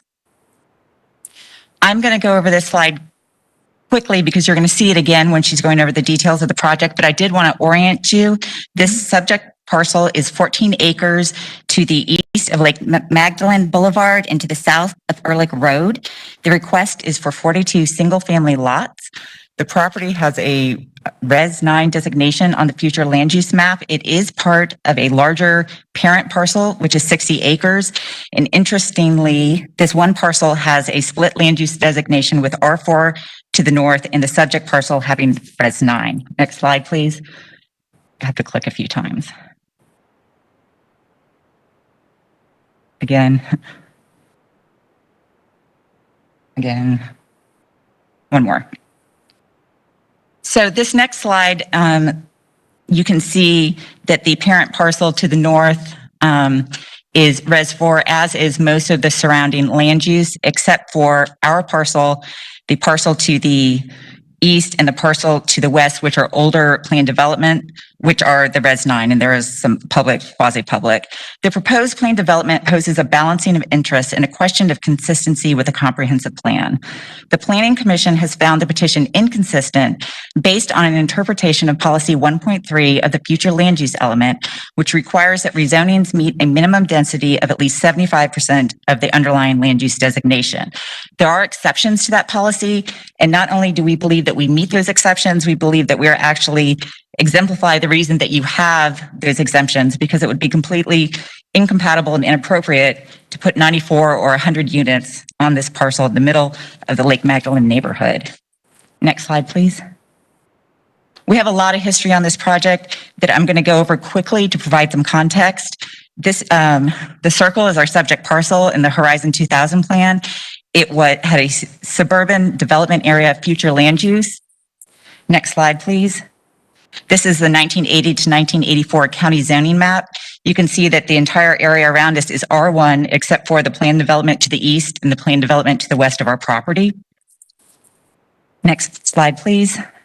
This is the 1989 comprehensive plan, and you can see even in this plan, our property was still suburban density residential, and the only area of high density residential was the planned development to the west, which was the Carlton Arms apartment project. Next slide, please. So this is 1991 zoning conformance. And interestingly, our property was downzoned to RSC4. At this time, the R1 category went away, and the properties in the surrounding area were all changed to RSC4 or RSC6. And our property actually got the lower designation. However, at some point during an EAR amendment, our property was actually up-planned on the comprehensive plan to the Res 9 land use category. Next slide, please. So we believe that the Res 9 is an anomaly on this property, and it's because we are sandwiched between on the east 1971 rezoning and on the west 1983 planned development. Next slide, please. So this is the 1971 rezoning was the Carlton Arms apartment project, and it was extremely controversial. It came in the summer of 1971. And there were over 600 people showed up in opposition, according to the newspaper articles of the time. The Planning Commission found that the multifamily Euclidean rezoning was incompatible with the development in the area, and the developer actually withdrew it prior to the hearing. They did come back a few months later with a planned development that had some substantial changes, although it did approve 798 multifamily units in this area. However, it did add significant amounts of single family units. In fact, over 60% of the new planned development was single family. And it also removed access from the multifamily to make Lake Magdalene. It previously had the apartments having access to make Lake Magdalene. And based upon those changes, the Planning Commission changed its original recommendation and did find it approvable. However, this project remains today the most intensive development in the Lake Magdalene area. The 1980 rezoning on the west side of the property was also extremely controversial. And even though it was only on 9 acres, it still had significant opposition from the surrounding single-family residents. And there are two important things to note from that.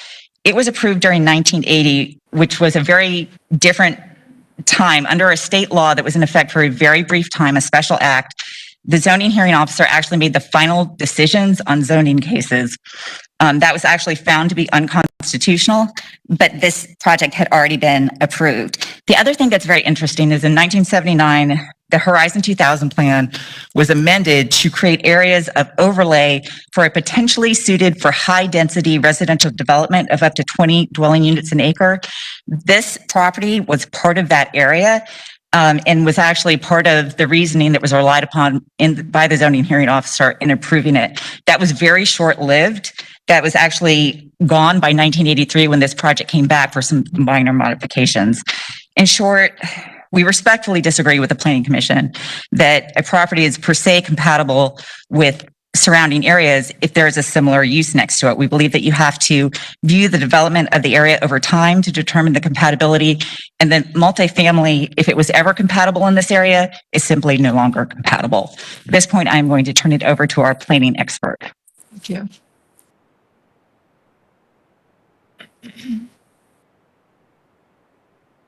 Good evening, Christy Barrero with Height Design. My address is 5904 Hampton Oaks Parkway, Tampa, Florida, 33610. Next slide, please. Next slide. Next slide. Next slide. You can keep scrolling through those. So these are just some of the article that Rebecca mentioned, the opposition to the 1980 plan. So as Rebecca mentioned, you've seen this slide previously. We are proposing 42 single-family residential units with the minimum lot size of 7,200 square feet. The property is 14 acres. It's located on Lake Magdalen Boulevard, south of Ehrlich and north of Fletcher. And the property has a residential 9 future land use category. Next slide. So this is the plan development that was submitted to the county. Again, we are proposing a single access point on Lake Magdalen Boulevard. We're proposing that the property be gated with private internal streets. And we would also like to submit into the record proposed plan development conditions that were submitted to staff on Friday. And I'll do that at the end of the presentation. Next slide, please. In addition to the conditions of approval, I wanted to mention that the owner of the remaining parent property has written a letter in support of the single-family development. We've also had a petition signed by multiple residents on the west side of Lake Magdalen Boulevard, again, in support of single-family development and opposing multifamily development. We also had a Zoom virtual meeting with homeowners associations in the vicinity and have had discussions with multiple residents in the area about this application, including residents located adjacent to the southern property boundary. And the applicant has agreed to only allow for single-story, single-family homes along the southern property boundary, which will be consistent with the homes that are existing. Again, we are opposed to Planning Commission staff report. They do find that the single-family use is consistent with the residential 9 future land use category. They acknowledge that the proposed future land use or the proposed single-family detached residential development would allow development comparable to the development pattern in the surrounding area. They also say that we are consistent with Objective 16, which is the neighborhood protection objective, including policies 16.1, 16.2, and 16.3. Again, they believe we're consistent with Goal 2, which is the Greater Carrollwood and Northdale Community Plan, which seeks to reinforce community identity. And overall, the Planning Commission staff finds that the proposed plan development would encourage residential development that complements the surrounding character. Next slide, please. Next slide. So Planning Commission's only objection is that we are inconsistent with Objective 1, Policy 1.2, which is the minimum density requirement, because we have a future land use greater than 4 dwelling units per acre, the comprehensive plan requires that the density be at least 75% of the allowable density. We believe that we fall into policy 1.3, which says if we meet certain criteria, that 75% minimum density doesn't apply. Next slide, please. Next slide. So I'm going to go through a couple slides very quickly. This graphic shows the parcel lines in the surrounding area. So our property is on the eastern side of the plan here. There's a very small red star in West Lake, and our project is just south of that. As Rebecca mentioned earlier, there are 2 multifamily zonings that were approved in 1971 and 1980. Everything else in the vicinity of this property is lower density development.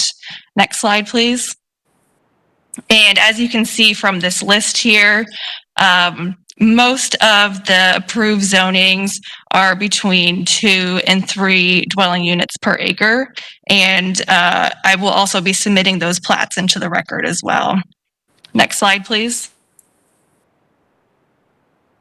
So as you can see, we believe that we are consistent with policy 1.3. The proposed project is consistent with the predominantly single-family development pattern of Lake Magdalene, and our application is proposing 3 dwelling units per acre, which again is consistent with the plats that I was showing you previously. Within the 1,000-foot radius, there has not been any multifamily approvals in over 40 years. It's all been single family since those 1971 and 1980 approvals. In fact, the connection in Lake Carlton Arms project required single family subdivisions added to the east and west of the proposed apartment project to buffer this impact on the surrounding properties.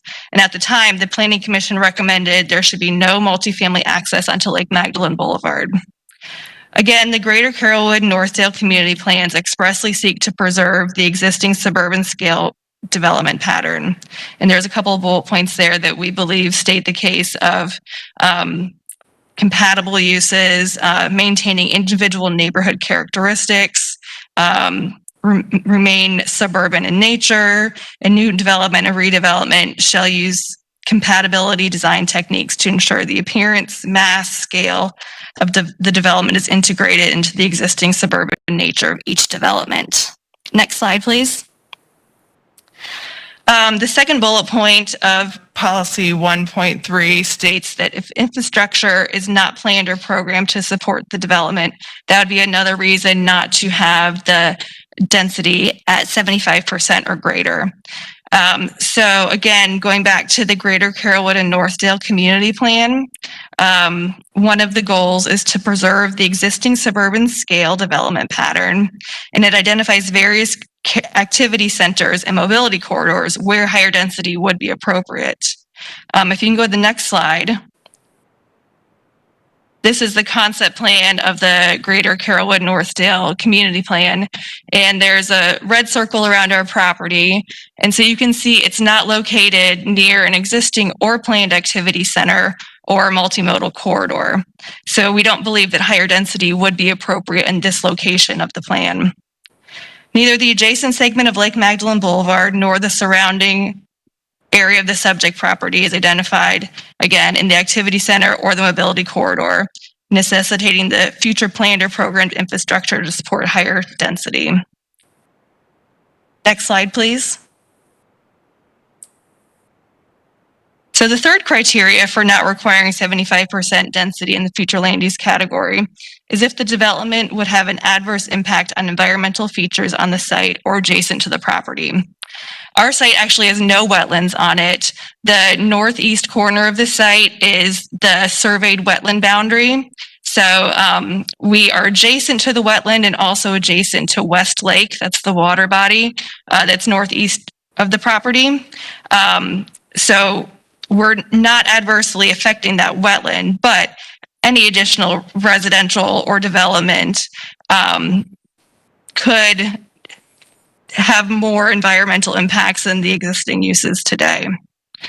So next slide. In conclusion, I just had two statements. So again, Rebecca mentioned balancing interests. So the question here tonight is, should the planned development be held to a minimum density required in residential 9 future land use that has no basis in the Lake Magdalene area, except for the 2 adjacent zonings to the east and the west that were approved 40 and 50 years ago? Alternatively, should the planned development be evaluated on the consistency of the predominantly single-family development pattern and the density of the greater Lake Magdalene area that exists today? Next slide, please. So as the applicant, we believe that the second standard is most appropriate. As previously demonstrated, the planned development density meets one or more of the exceptions in policy 1.3. Suburban scale density is desired and encouraged within the Greater Carrollwood-Northdale Community Plan.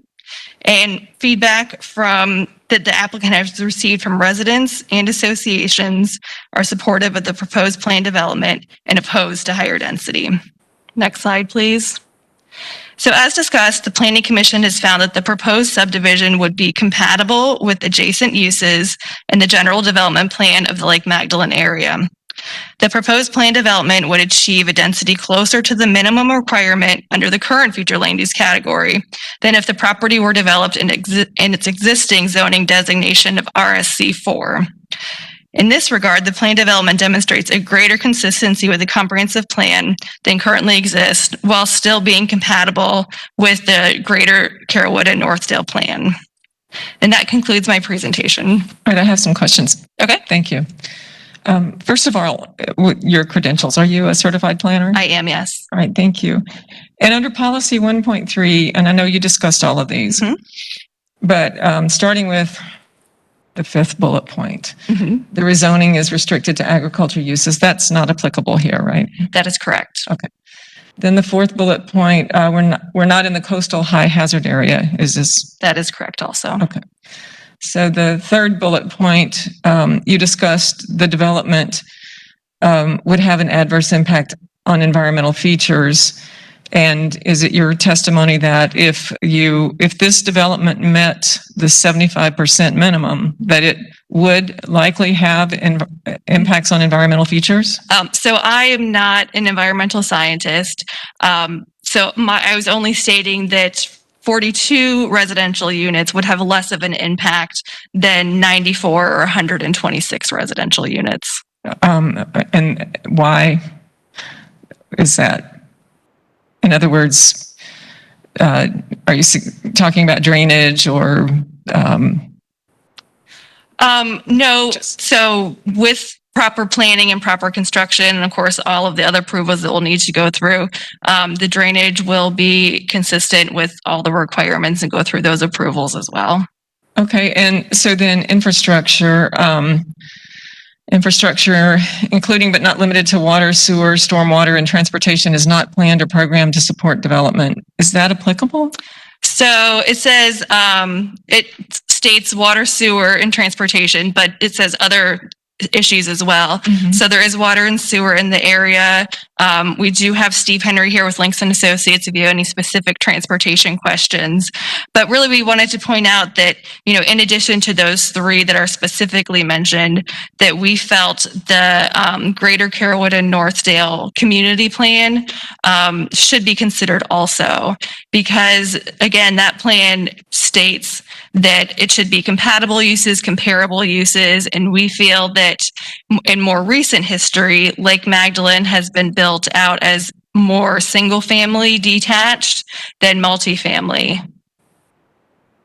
Okay, thank you. And then the first one, development at a density of at least 75% of the category or greater would not be compatible as defined in policy 1.4 and would adversely impact existing development pattern within a 1,000-foot radius.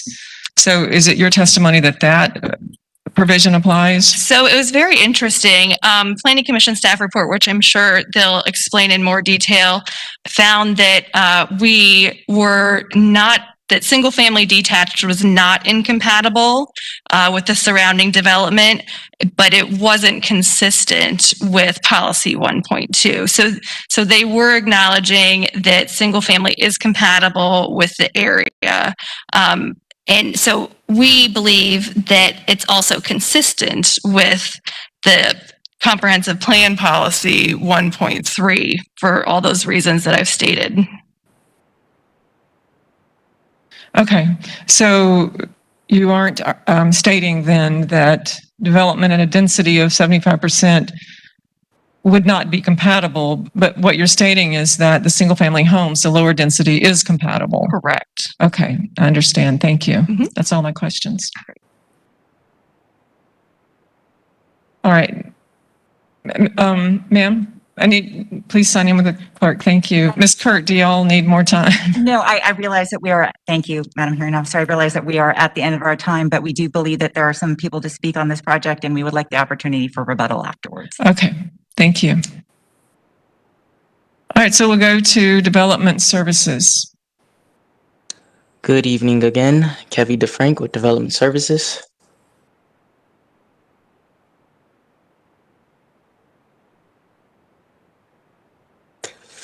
So for this rezoning application, and as the applicant's representative stated, is to rezone the subject property from the existing RSC4 zoning district to a new PD zoning district.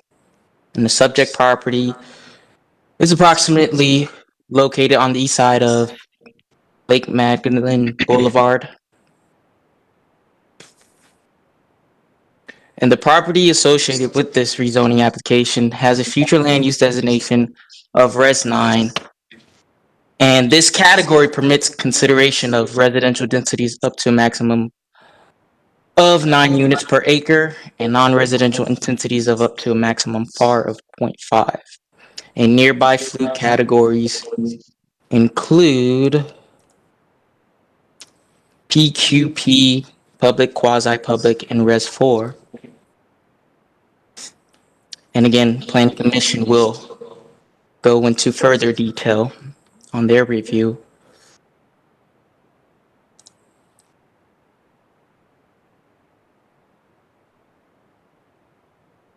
And as you see, the surrounding zoning consists of adjacent properties zoned RSC4 to the north, PD to the east and south. But within the general area, there are other properties zoned RSC4, PD, and RSC6 to the west. And the surrounding development pattern comprises of existing agricultural, residential, which includes single family and multifamily, and cultural institution uses. And specifically, the proposed PD requested uses include a maximum of 42 single-family conventional detached residential lots that have a minimum lot area of 7,200 square feet each, and an interim agricultural / low-scale passive agricultural use.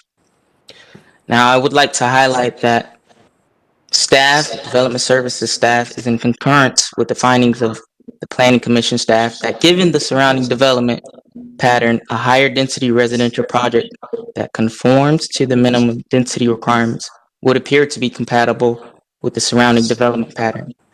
Considering the fact that, as you can see, there are existing higher density residential developments in the immediate area near the subject site. In addition, transportation staff advised that the increase in residential units from 42 to 94 in order to meet the minimum density requirements would not have a significant change in impacts on the functioning and capacity of the roadway system, nor would a townhome or multifamily project change the substandard road determination. And based on the Res 9 future land use classification, the surrounding zoning and development and the development pattern and the proposed uses and development standards for the proposed PD, staff finds the request not supportable. And that concludes my report, and I'm available for questions. Thank you. All right, we'll go to Planning Commission. Thank you. Melissa Leinhard, Planning Commission staff. The subject property is located in the residential 9 future land use category.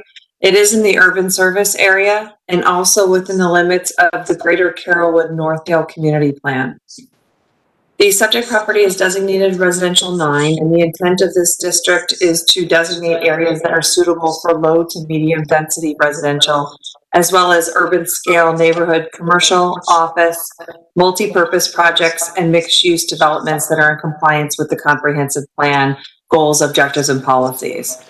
The proposed single-family use is consistent with the residential 9 future land use category. The subject property is surrounded predominantly by single-family and multi-family development. However, residential 9 is designated as suitable for low to medium density residential development. The maximum allowable density for the subject property is 126 dwelling units. The minimum allowable density is 94 dwelling units. The applicant is proposing 42 single-family detached dwelling units. The subject property is located in the urban service area where 80% or more of new growth is directed for comprehensive plan objective 1. The application is not meeting minimum density requirements as outlined in policy 1.2. The applicant seeks an exception to minimum density requirements as outlined in future land use element policy 1.3. The applicant provides a significant amount of historical information concerning the land use categories in the area. The applicant is also stating that meeting minimum density requirements would result in a multifamily development that would not be compatible with the residential development pattern in the area. Staff acknowledges that the proposed single-family detached residential development would allow development comparable to the development pattern in the surrounding area. However, multifamily is located immediately to the east of the subject property, immediately to the west of the subject property, as well as further west along Fletcher Avenue and further east north of Fletcher Avenue. Multifamily development would not be incompatible with the existing development pattern. The proposed single-family residential development is consistent with Objective 16 and the compatibility policies that are listed under that objective. The applicant also requests an access onto Lake Magdalene Boulevard and provides for internal circulation, which is consistent with future land use element policy 16.7. However, the application is not consistent with Objective 1 in policy 1.2 because it does not meet minimum density requirements and does not satisfy the compatibility exception as outlined in policy 1.3. The request is consistent with Goal 2 of the Greater Carrollwood Northdale Community Plan, which seeks to reinforce community identity through maintenance and enhancement of the community's unique characteristics, assets, and physical appearance. New development and redevelopment are required to use compatibility design techniques to ensure the appearance, mass, and scale of development is integrated with the existing suburban nature of each neighborhood. The proposed residential development is comparable and compatible to the development pattern in the area and is consistent with the vision of the community plan. Overall, Planning Commission staff finds the proposed plan development would encourage residential development that complements the surrounding character and promotes the vision of the community plan. However, the proposed plan development does not meet minimum density standards and would directly undermine the intent of the urban service area policies in the future land use element of the comprehensive plan. Based upon those considerations, Planning Commission staff finds the proposed plan development inconsistent with the future of Hillsborough Comprehensive Plan for unincorporated Hillsborough County. Thank you. Thank you. All right, are there any persons here or online who wish to speak in support of this application? All right, don't see any. Are there any persons here or online who wish to speak in opposition to this application? Please come forward. And all together, I don't know how many there are of you, but all together you will have 15 minutes.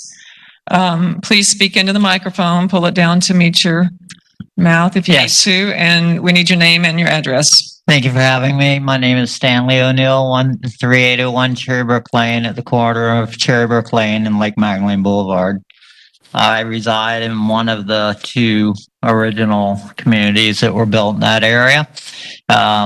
We do now know, I think you all know, there is a proposed fire substation for Lake Magdalene area. And that just goes to show of the uncontrolled growth in that area. I don't believe that Lake Magdalene area should be compared to North Dell nor Carrollwood. This is definitely more remote. And this is one of the last remaining, undeveloped pieces of land in that area. Traffic will be negatively impacted. Traffic now, compared to what it was 50 years ago, it's very dangerous to even walk on the sidewalk. Just 3 weeks ago, a car ran off the road, and had there been pedestrians, there would have been deaths. And that's happening more and more frequently. And this is a pristine, beautiful area. We just don't need continued development of this type in this area. And I appreciate you listening to my comments, and I'll come forth and give you my name. Thank you.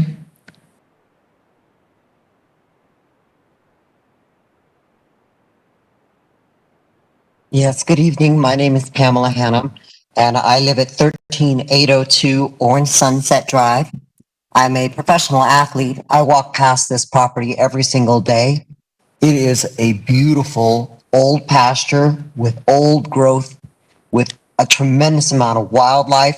Contrary to what the developers here feel, that everything should be under 6 inches of concrete and 6 stories high, this land should be left as is and should be turned into some sort of a wildlife sanctuary where birds and the animals that actually live in that area can be viewed by the public that lives in that neighborhood. It's a quiet, beautiful neighborhood. It does not need 43 or 143 or 1,043 ugly little houses stuck on a piece of property. Now, I understand that the owners of this property probably need to be rightly compensated to leave their land pristine.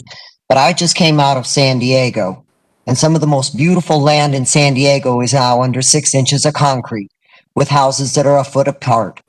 And they've destroyed that place. Let's not destroy any more of Tampa. This is a beautiful neighborhood and needs to be left as is. Thank you. All right, any other persons, please come forward. Hi, my name's Madonna McDermott, and I'm new to all this. And for the past 2 hours, it sounds like... Ma'am, could you provide your address for the record? Sure. Oh, and also you need to pull your mask up, please. Okay. Thank you. My address is 13322 Moran Drive. And I live on the corner of the Orange Grove is my backyard. So I am not familiar with all your numbers. To me, it's been like watching paint dry. Let me just say, no one contacted me. Okay? My property borders the Grove. I've lived there since 1980. Now, Height, in your letter, said about the gopher... Ma'am, can you speak in the microphone? The gopher tortoise. We have sandhill cranes. We have gopher tortoise. We have coyotes. We have hawks. Like I said, 40 years I have lived there. And I love it. It's a beautiful orange grove. Don't we have climate change? Can't we put something there to fix this? And how come the Halls aren't here? They're the owners. Why is this one, what is it, Daniel Homes or something? They already have 7 different places up by Northdale. Why do they want ours? Why are they here and the Halls are not here? Have they already decided that they're going to develop it? I'm confused. Can someone explain to me? Ms. McDermott, we're here to hear your testimony. Okay. Thank you. Well, I guess I'm over. That's it. Thank you, ma'am. Okay. Are there any other persons who wish to speak in opposition to this application? Good evening, Harry Master. My name is Andrew R. Lavin, and I live at 13322 Moran Drive. And I love that orange grove. It's in decline, and I understand. And it used to be harvested. It's not now harvested, but still, there's a lot of wildlife there, like my wife said. And I think it should be, gosh, if we could use that as a public park, that would be awesome. Thank you, sir. Thank you. Please sign in with the clerk. Thank you. Are there any more persons who would wish to speak in opposition to this application? Okay, thank you. We will hear then from Development Services. Any additional comments? Nothing further. All right, the applicant?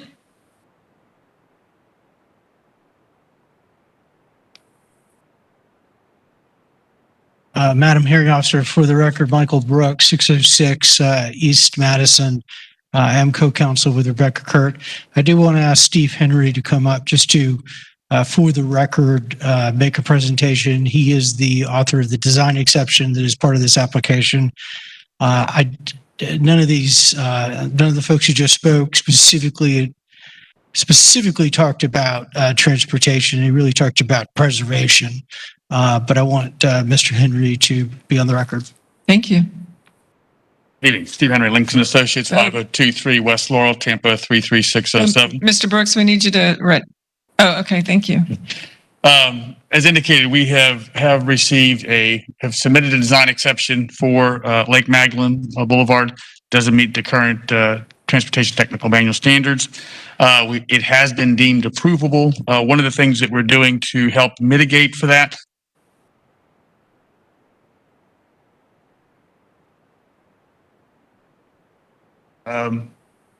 that comes up down a little bit. But basically what we're doing is we are constructing a 10-foot sidewalk on the east side of Lake Magdalene from our project down to Fletcher Avenue. What we looked at on this road as far as that is that if we widened it to 12 feet and we added the paved shoulders, you're going to increase the speed on the road. There's already speed bumps there, so we didn't really want to improve the road to increase the speeds. I'm sorry, no, there's speed bumps in this one. I apologize, but we didn't want to increase the speed on the roadway. So what we did instead was added the pedestrian features, which is the 10-foot sidewalk on the east side of the road. We've also, as a part of the design exception, we did look at the level of service, although that's not required with mobility fees, but it does operate at acceptable level of service today and will continue to operate at acceptable level of service with our project. So that concludes my presentation. Unless you have any questions. Thank you. Thank you, Mr. Henry.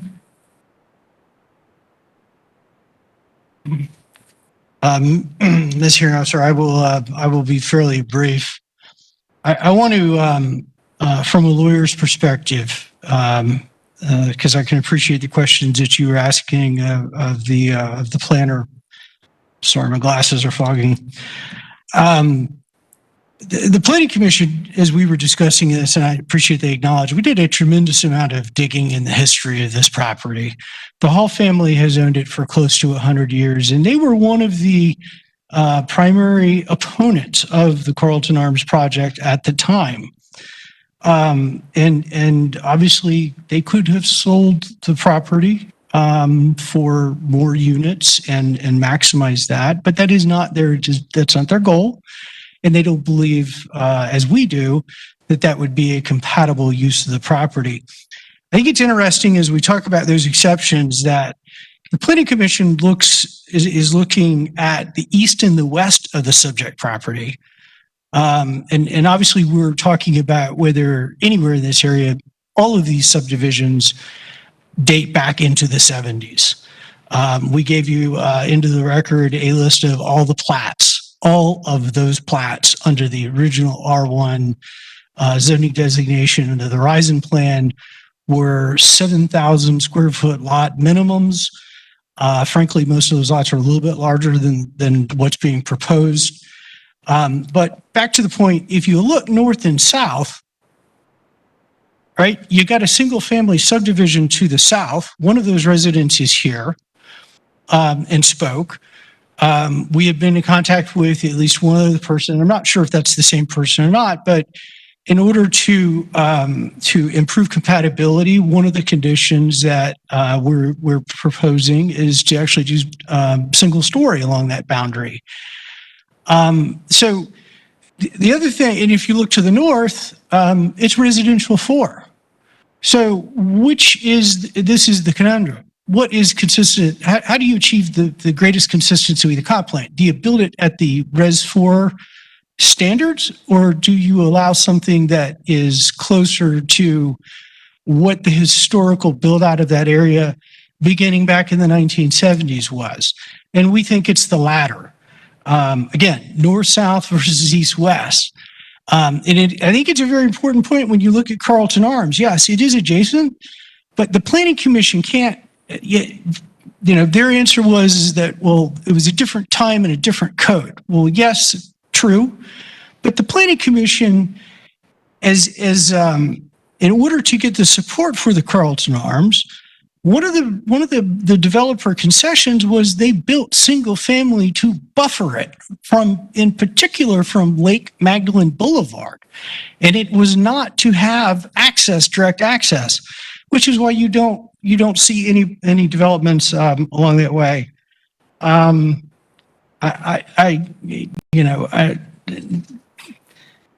Can I finish up in 1 minute? Yeah, let me Okay. finish. Please. The conclusion was that the Planning Commission, sometimes has to take unpopular positions. Well, I'm not in a position where I really want to take an unpopular position, nor is my client. We want to stand up here and ask for 90 units on that piece of property that many of these folks have talked about preservation. Well, that's not an option. But what is an option is developing it consistent with the build out of it is, if you look at a map, the Hall property is the last vacant tract in that greater area on that segment of Lake Magdalene. And we believe that is where you need to look for the consistency, particularly that first bullet point you were talking about. The stuff that is adjacent to us, it has no access to Lake Magdalene Boulevard. There are 60 signatures in support that were put into the record, not only in support, but specifically in opposition to multifamily.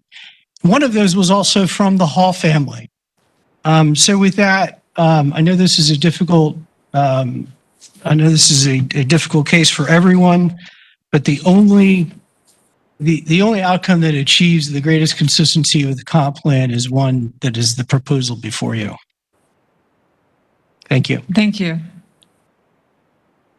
All right, that closes the hearing on application PD 21-0314. The next item, agenda item D6, is rezoning PD 21-315.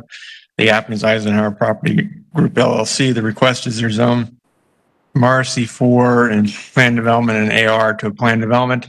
Israel Monsanto will provide staff recommendation after presentation by the applicant.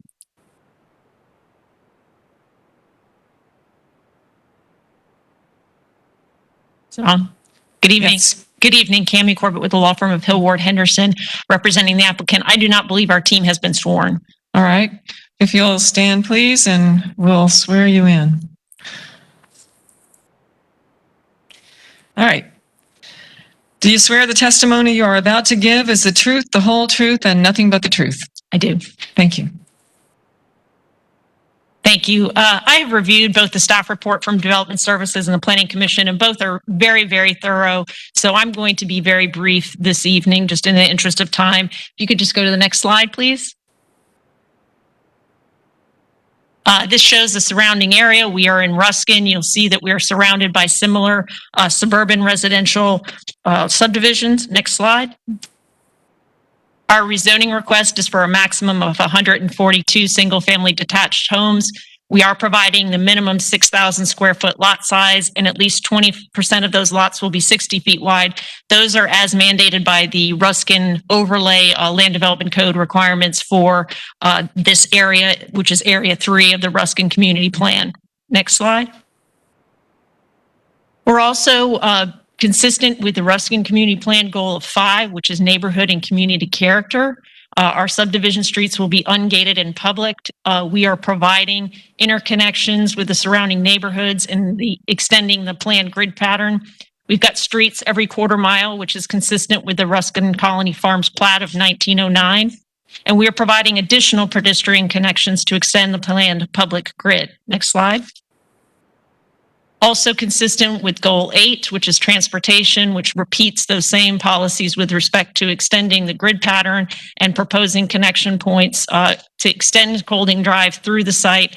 And also we have lots that will be, in the proposed PD, will have direct access and frontage on Golding Drive. And we are asking for a design exception. And at this time, I'd like to have Steve Henry provide you with the details regarding the scope and nature of that design exception.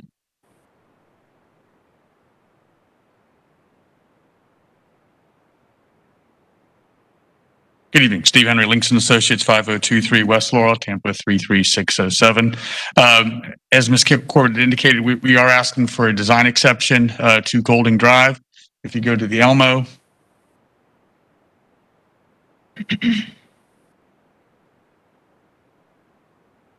So the reason we're asking for a design exception. Mr. Henry, you need to be on the mark.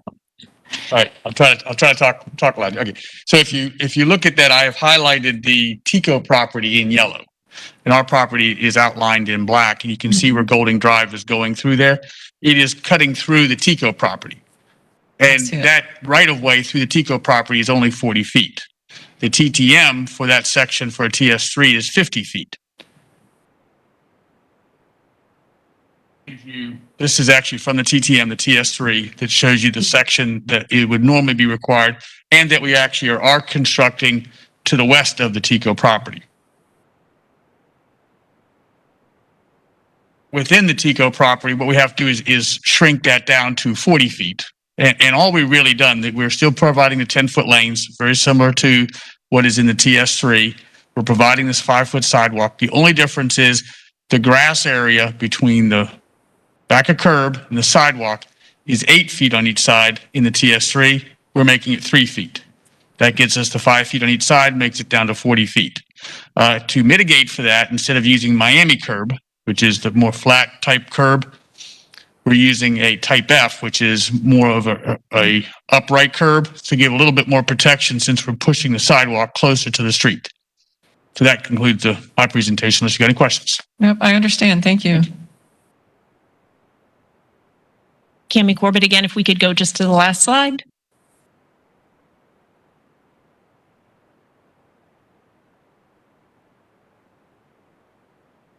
Next slide.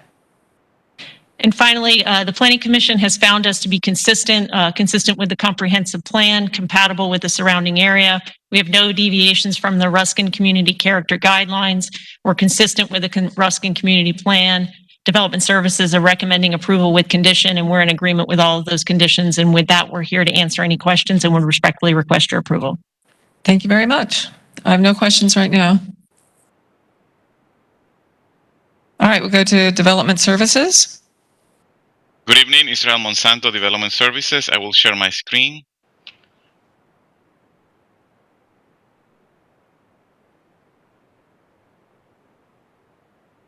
And let me know if I need to swap the presentation. Yes. Yep. I need to do that? One more. Yep. Just swap it. Okay. Thank you. Is that okay? Yes, it is. Thank you. Again, Israel Monsanto Development Services. This is a rezoning application PD 210315. The applicant seeks to rezone 4 parcels, currently zoned agricultural rural, planned development, and residential single-family conventional 4 to a new planned development. The proposed PD would be approximately 35 acres in size, as is located in Ruskin, south of College Avenue, west of I-75. The site is mostly vacant today, but portions are occupied by single-family residential homes. The future land use of the site, highlighted in the pink line, is residential 4, represented in yellow in this map, which allows a density of no more than 4 dwelling units per acre for residential uses and a maximum floor area ratio of 0.25 for non-residential uses. Surrounding areas are of similar future land use, residential 4, and the site is within the Ruskin Community Plan. The area today generally consists of planned development districts approved for residential uses, suburban in scale. The planned development mostly consists of single-family detached subdivisions in this area with 50, 55, and 60 feet wide lots. These are located to the northwest, to the north and west of the site. A TICO corridor borders the site to the east and south and southeast. Other parcels to the northeast are zoned agricultural rural. Planned development projects in these areas are subject to the standards of the Ruskin Neighborhood Guidelines found in the Land Development Code. This project is within Area 3 of the Ruskin Neighborhood Area Map. Many of these PDs in the areas were approved before the adoption of these guidelines. However, any new project or modification to PDs in these areas need to be evaluated for consistency with the character of the respective neighborhood areas they are located. The proposed project will consist of up to 142 single-family detached homes, 6,000 square feet minimum lots, 55 feet in width, and at least 20% of the lots will be 60 feet wide. These are the requirements for projects less of 50 acres in size per the Ruskin Neighborhood Character Guidelines. Therefore, the proposed PD would meet all these requirements for sub-area 3. This new plan development will remove land from an existing plan development 190904, which is this rectangular shape here, approved for a maximum of 78 residential single-family detached units with similar lot development standards as the one proposed by the new plan development. And again, I don't know if you can see my cursor, but plan development 190904 is this rectangle here. We can see it. Okay, good. A minor modification to plan development 190904 has been filed to remove the acres that is being proposed by this new plan development. And this minor modification will be heard concurrently at the Board of County Commissioner Land Use meeting on July 20th.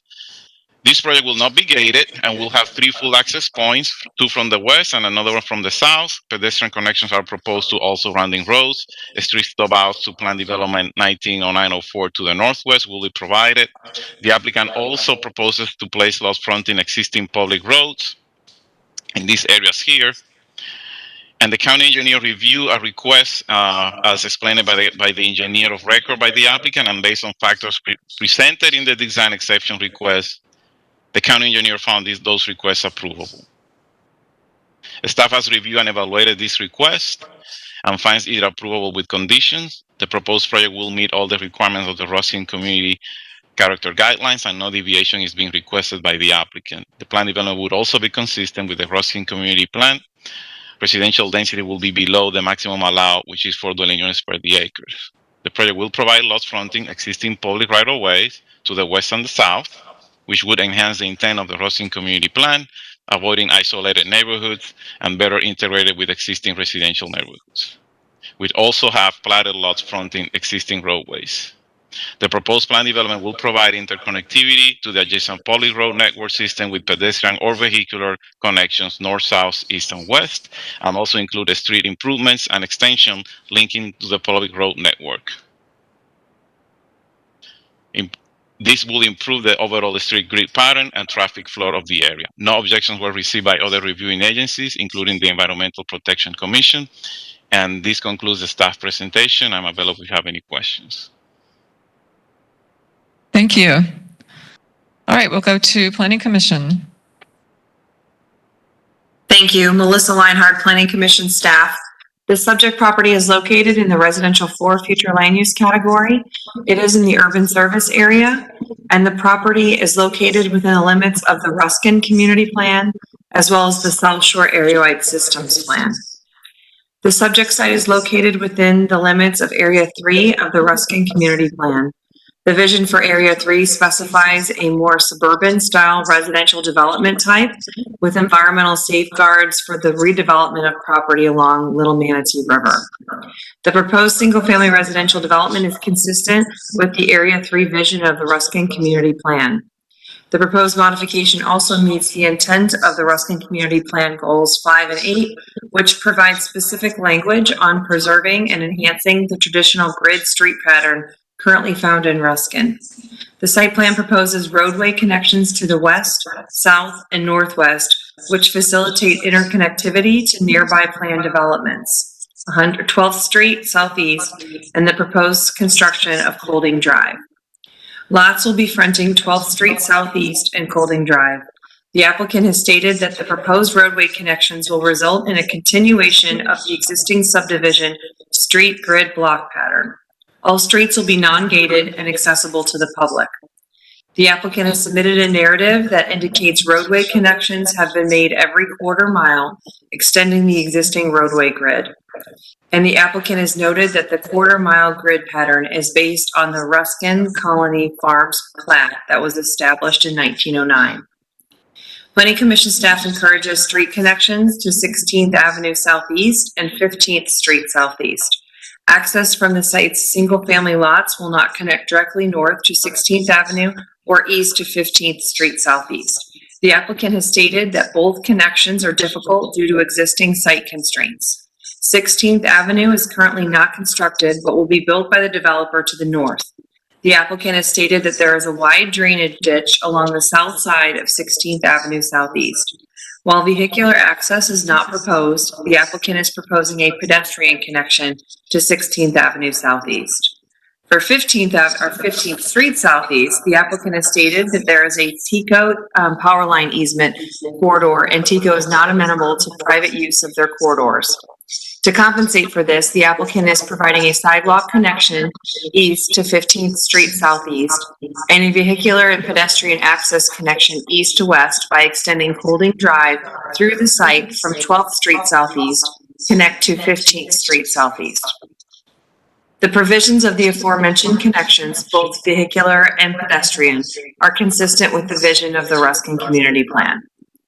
The applicant is committing to extending Holding Drive, creating an east-west connection from 12th Street Southeast to 15th Street Southeast, which is a collector roadway.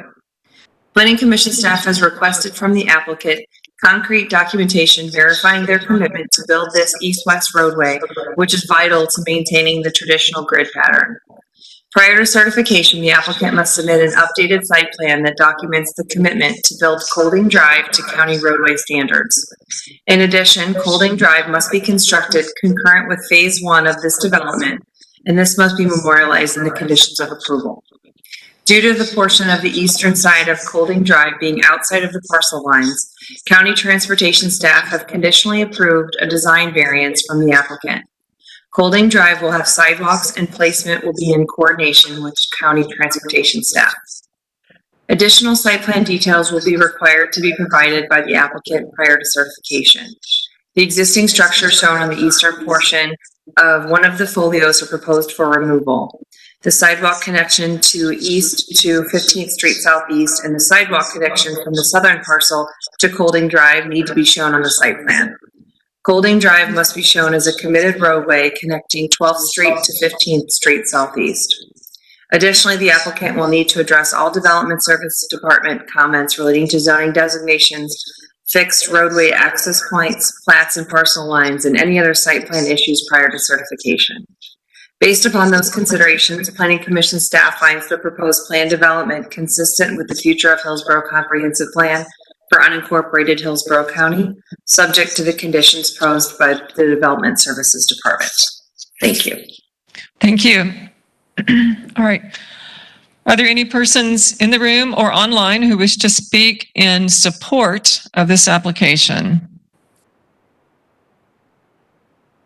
All right, not seeing any. Are there any persons in the room or online who wish to speak in opposition to this application?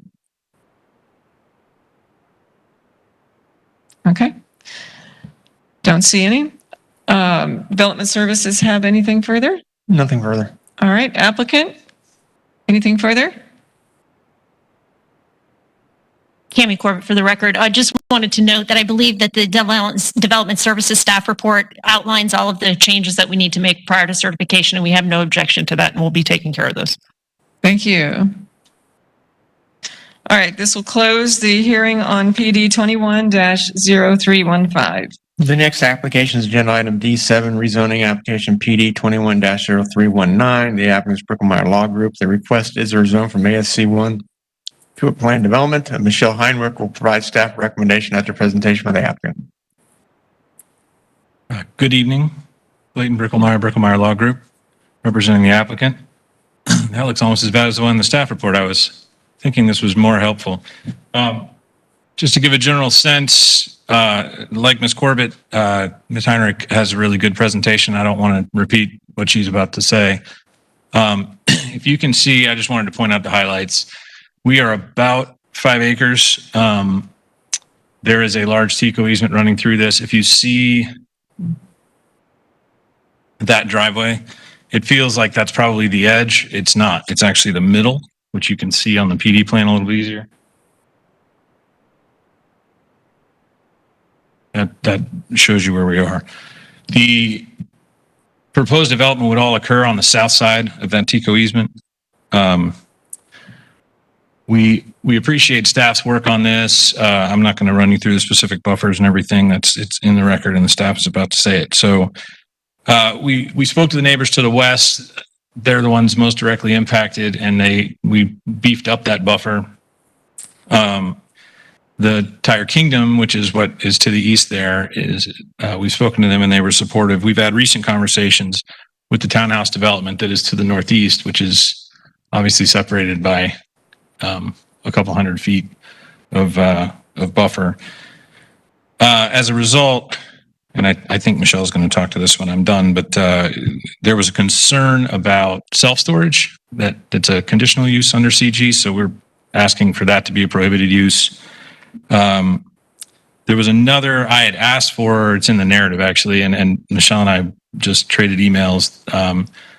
The condition asking for interim uses to continue until such time as it's developed. There's a standard condition that sounds like that, and that was inadvertently left out. I've got the current seller lives there, and they're degrading health, and they need to be there as long as they can be there.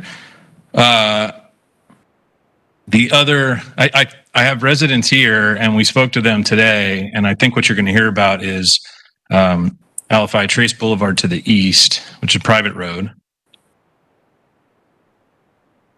The HOA owns that road. The Tire Kingdom has access to that road. You see that we cross connect in sort of where the Tire Kingdom driveway is anticipated to terminate.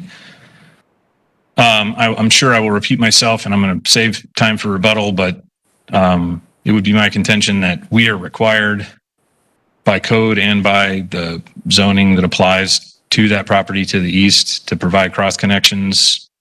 And you see that we have done that to the east and the west.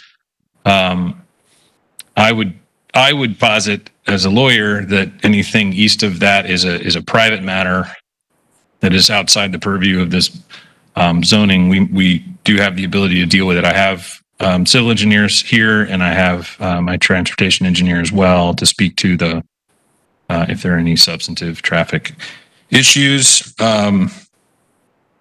We are happy to have staff recommendation approval and planning commission recommendation, and would ask you for the same. And again, we're available for questions. Thanks. Okay, just to clarify, at Alafaya Trace Boulevard, the property just to the west of that, between the subject property and Alafaya Trace Boulevard, that's the Tire Kingdom? That's the Tire Kingdom. Yes, Okay. you can see it. Got it. You can see that building there with their parking. Yeah. And so the old PD, has 2 out parcels on either side of Alafaya Trace and the townhouses in the back. Mhm. So that's all one PD. And I spoke to James Ratliff today, and he may be the best one to speak from a staff perspective to give you a sense of what's required on the cross connection front. But if you have any other questions. I understand. Thank you. Thanks. All right, we'll go to Development Services. Hi, good evening. This is Michelle Heinrich, Development Services. Are you able to see my screen? Yes. Great. Actually, yeah.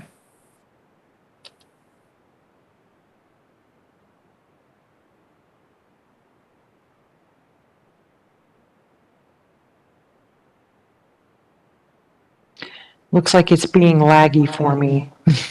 I apologize. Okay, we see it. Well, it keeps going out.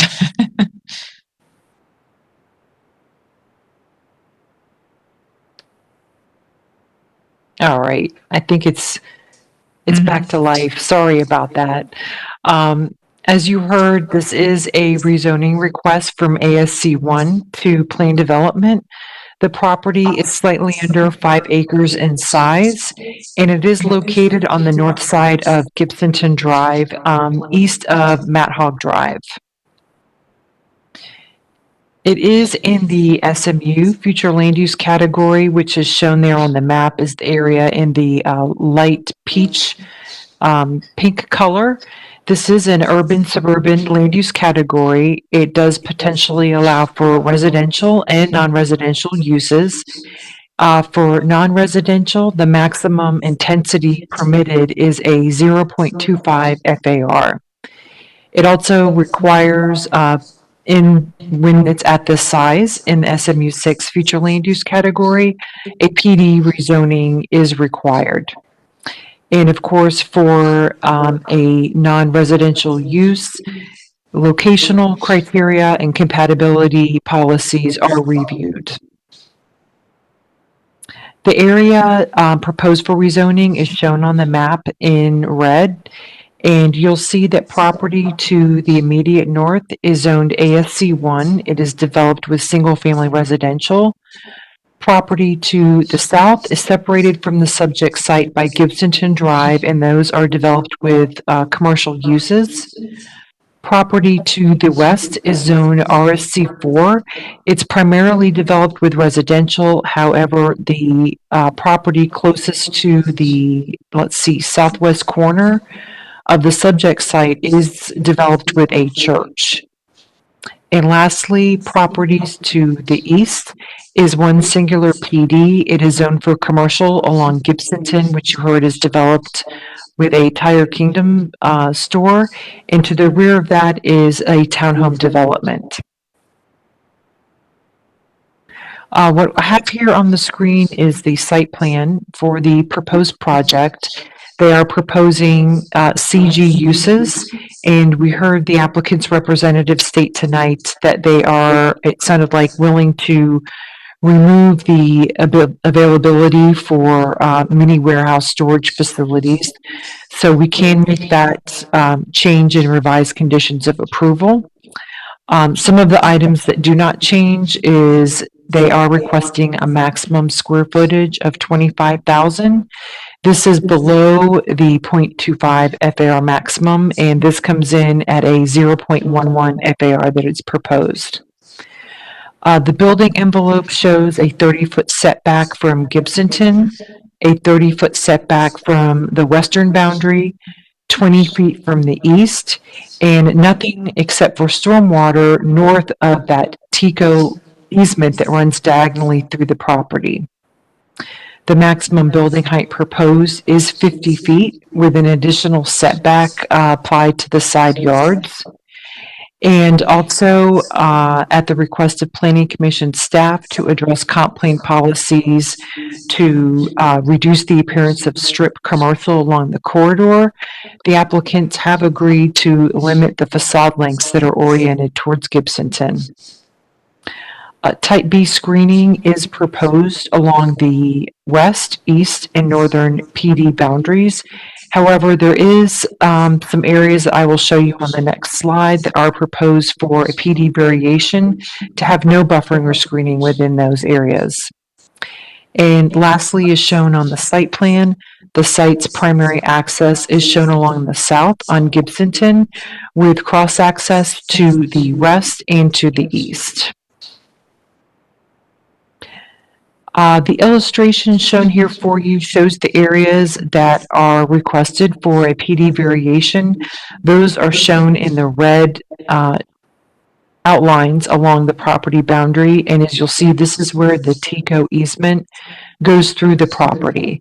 And the applicant has provided criteria responses to that, which notes that, of course, this is a TICO easement area, and it is TICO's desire that this area remain unchanged, and therefore they're not supportive of having any fencing in that area. Also, you'll see on the site plan that the development activity is oriented to the south. So anything north of that will be just open space and stormwater areas. Also, the adjacent property to the west-northwest is zoned is owned by the applicant, and it is currently vacant. Property to the east is developed with townhomes, and there is a picture inset of the area showing the distance of the townhomes is about 40 feet from that common PD boundary, and there is existing fencing on the townhome site. Based upon all this, staff does recommend approval, subject to conditions. Those are based on the future land use, what's intended to occur in that area, the commercial development pattern of the Gibsonton corridor, with this not being atypical in the area to see a commercial use located on the corridor, the location of the development activity to the south and not encroaching further back into the more residential areas of the surrounding area, the property meeting or exceeding the buffering and screening requirements south of the TICO easement, and also no objections were received by reviewing agencies. So again, therefore, we do find it approvable, and we will provide revised conditions of approval that would limit the use of any mini warehouse on the property, and also allow for the interim use of residential until the site's redeveloped. And that ends my presentation. I'm available if you have any questions. Thank you. All right, we'll go to Planning Commission, please. Thank you, Melissa Leinhardt, Planning Commission staff. The subject property is located in the suburban mixed-use 6 future land use category. It is in the urban service area, and the property is also located within the limits of the Riverview Community Plan and the South Shore Area-wide Systems Plan. The applicant requests to rezone the subject property from ASC 1 to planned development, allowing for 25,000 square feet of CG uses. The subject site does not meet commercial locational criteria. However, a waiver has been submitted for review. According to the waiver, the proposed development is consistent and compatible with the surrounding area. The development will provide neighborhood-serving commercial uses that complement the proposed mixed-use development, as well as meeting the needs of new and existing residential development in the surrounding area. The project seeks to develop the area south of the large TICO easement. The waiver states that the adjacent properties to the proposed development are themselves developed as a church to the west, a Tire Kingdom to the east, and a Lowe's anchored shopping center to the south. The block on the north side of Gibsonton Drive from Matt Hogg to Oak Ridge Avenue is already over 50% non-residential. Planning Commission staff has reviewed the waiver request. The subject property is located within the suburban mixed-use 6 future land use category. The intent of that category is for urban and suburban in intensity and density of uses, with development occurring as the timing of public facilities are available to support those intensities and densities. Neighborhood retail commercial uses are to be clustered at arterial and collector intersections. Strip development with separate driveway access for commercial uses to arterials is prohibited. Other non-residential land uses must be compatible with residential uses through established techniques of transition or by restricting the location of incompatible uses. While the site does not meet commercial locational criteria, it does front on and have full access to Gibsonton Drive, which is an arterial. The maximum FAR for SMU 6 is 0.25, which allows up to 55,647 square feet that can be considered for the subject site. The request is for 25,000 square feet, which is a 0.11 FAR and far less than the maximum allowable intensity that can be considered. A cross access is proposed to the west of the existing church. A cross access is proposed to the east to the neighboring commercial development due to PD 15-0079 requirements. A full access to Gibsonton Drive is also proposed. The request is consistent with future land use element policy 16.5, which requires development of higher intensity non-residential land uses that are adjacent to established neighborhoods to be restricted to collectors and arterials and locations that are outside of those neighborhoods. The proposed development is located along Gibsonton Drive and is consistent with policy direction. The buffering and building setbacks must meet the intent of policies 16.1, 16.2, and 16.3 of the future land use element regarding compatibility. Policy 16.2 requires gradual transitions of intensities between different land uses. The use of professional site planning, buffering, and screening techniques and control of the specific land uses should be utilized. The 30-foot buffer and building setbacks to the east and the 20-foot buffer and building setbacks to the north and northeast provide for a gradual transition to the residential lots nearby. The subject property is located within the limits of the Riverview Community Plan, and the plan seeks to achieve better design and densities that are compatible with Riverview's vision by avoiding strict commercial development. The applicant is committed to a condition of approval that provides for frontage restrictions, which helps to implement this vision of the community plan. The subject property is located within and is consistent with the Riverview Community Plan's Highway 301 corridor district. The district envisions a mixed-use area with high densities and a variety of businesses. The request will provide an opportunity for businesses and helps to facilitate the vision of the Highway 301 corridor district. The Planning Commission recommends that the Hillsborough County Board of County Commissioners approve the commercial locational criteria waiver. Based on those considerations, Planning Commission staff finds the proposed plan development consistent with the Future of Hillsborough Comprehensive Plan for unincorporated Hillsborough County, subject to the conditions proposed by Development Services. Thank you. Thank you. All right. Are there any persons in the room or online who wish to speak in support of this application? All right, don't see any. Are there any persons in the room or online who wish to speak in opposition to this application? Please come forward. Remember to speak into the microphone. Bring the microphone down to your mouth if you need to. And we need your name and address first, please. Thank you. Oh, sorry. Thank you. My name is Shamia Francis. I live at 9501 Tocobaga Place, Riverview, Florida. To the east of this development. The road actually belongs to the HOA and we weren't included, and we only spoke to them this morning. With the condition, we're asking that there's a removal of the use of our street and the cut through from Tire Kingdom. We do not want that connection there. That's a private road, it's not a public road, and we do not want that connection there. It has cost us a lot of money to maintain it. Tire Kingdom put a cost sharing agreement that's unconscionable. It's not feasible. It doesn't work for us.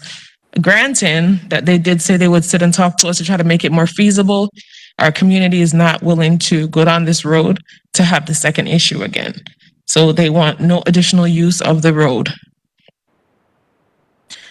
A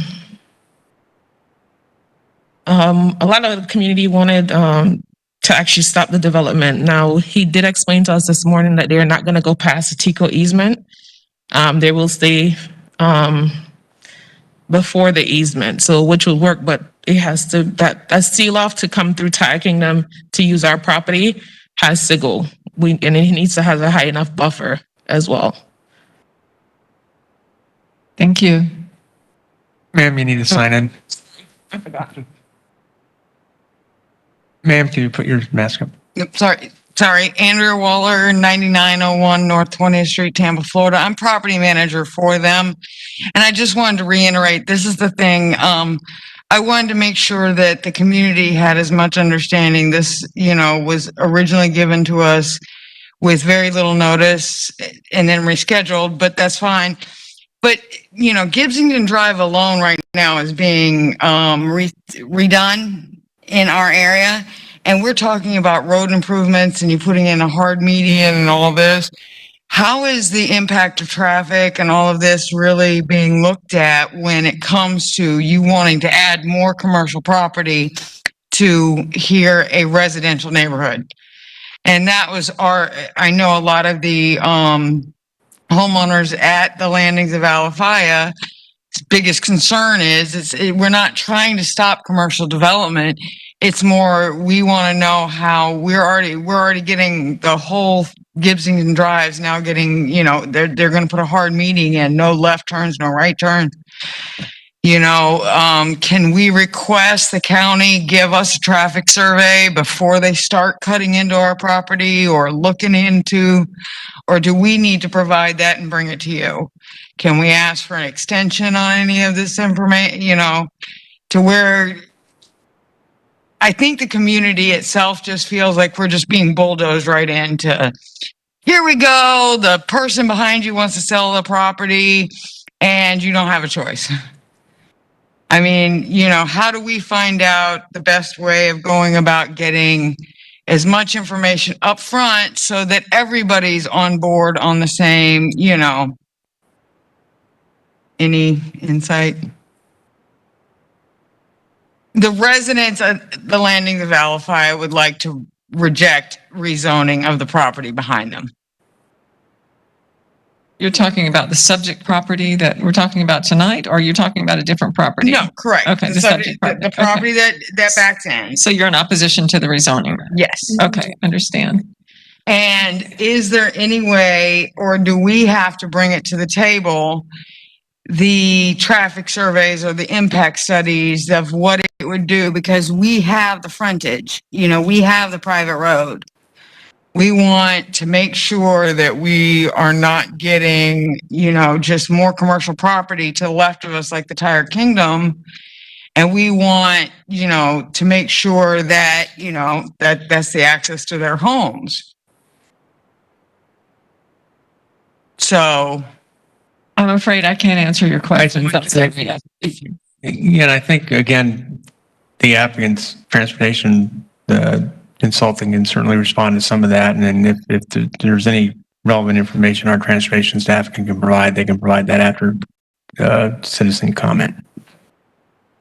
Thank you. Hi, I'm Rick Natowski. I'm one of the homeowners. I'm also the vice president on the association. 10445 Rivercrest Drive, Riverview, Florida 33578. Couple of things to be considered or to at least be thought through. They just building a brand new Aldi out the back entrance of our property. We can no longer go out the back gate and make a left turn. So now everybody who goes northbound has to go out the front gate because they said they're building a hospital across on 301. So you have two entrances or two exits, however you want to say it, on the property. Everybody's going to be forced now in the morning to go out one exit, and that's going to be the front gate. You want to put more people going down that road. It's the only way to go northbound on 301. It's going to be the only way to go northbound on 75. The other thing is the Tire Kingdom already ties up in the morning when everybody's trying to drop off these cars to get work done and everything.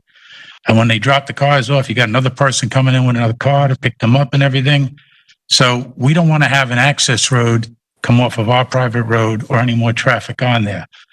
Plus, you got to look at, there's a church, and I think that was mentioned in the previous presentation, just to the west of it. So that ties up Sunday morning, okay? Then you have a doctor's office right to the west, right to the east side of our access road. And that ties up, believe me or not, but it's a very older generation that goes into that doctor's clinic over there, okay? Then you have a lot of emergency that's going to come with the building of that new hospital on 301. They're already starting to tear down the divider on 301, so we can't go out the back anymore to make that left turn. So now when they put the cement divider up, everybody's going to have to make a right turn and come back on Gibsonton Road. If you don't go 15 lanes on Gibsonton Road, you ain't going to get to the light, where the only light is right at our exit. And the only other light then is past this property that you want to put more traffic on. So I don't know what kind of research has been done.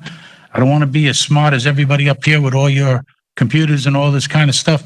But I got to tell you, we can't get out the front gate now at 8 o'clock in the morning. Tire Kingdom has screwed that up royally. And now you want to put more. You got a brand new Aldi. You got the brand new hospital. You're going to put all this other traffic. How are those emergency vehicles going to get through?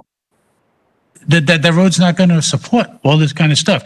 They built the Lowe's across the street, and the county was supposed to say that road was going to be able to go straight through the light and everything. They still haven't even painted a white arrow to go straight. Okay, I mean, there's so many little details that haven't, at least I haven't seen, been thought through on this process. So until all these elements are thought through and how you're going to handle all this traffic and everything, I don't want to be the first person with a heart attack trying to get to that hospital in an ambulance. Let somebody else talk. All right.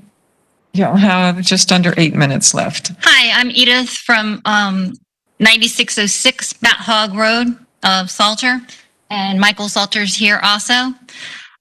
We are against it. Michael has actually lived on the property between the two properties for 56 years. I've lived there for 22 years. First of all, the traffic is horrendous. To go 4 blocks from Matt Hogg to the interstate takes 20 to 25 minutes sometimes in the morning, which is absolutely ridiculous.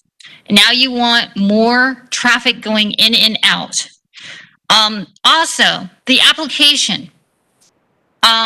We happen to know that they keep on changing the application. We go online, it's this. It's a trucking place. Then we turn around the applications for something else. The applications for something else. They need to make up their mind what the application is for, first of all. Second of all, you have the impact on the animals. I've got a picture of, what are those called, turtles, that are gopher turtles. The drainage. Second of all, the drainage, you're talking about putting that on our side, which is the north side. And you're telling us that we're not going to have any fence, and they're making it deemed minute that we even have a buffer zone in between that. The noise from Tire Kingdom is absolutely, we can hear it all the way to our house. Second of all, Tire Kingdom doesn't abide by their rules. They are open on Sundays. They just freaking close the door. So that is another problem. So the noise is going to be a big problem.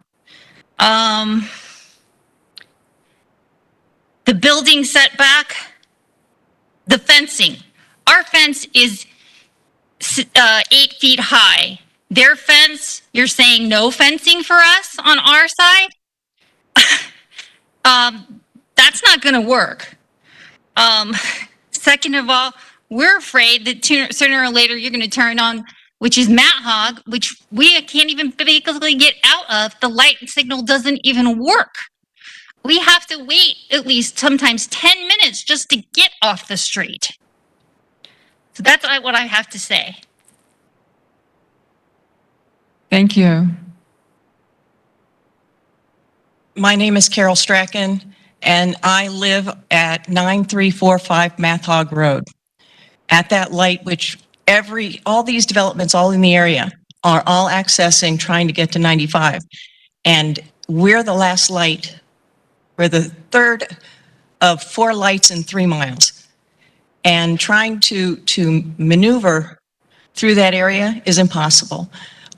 Given the multi-generational view of our neighborhood, since 56 years, most of the houses have been there for 30 to 50 years.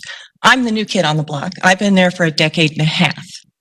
There's kids on the street. It's a dead-end cul-de-sac that culminates into multi-million-dollar homes on the LFI that this light gives access to. And compromising the traffic, we've got 25 working families trying to get in and out of there every day already. The runoff is important to us for the surface. We are all on septic tanks.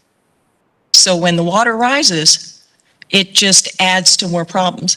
The county has gone in and manicured the ditches, but the water still rolls over our driveways.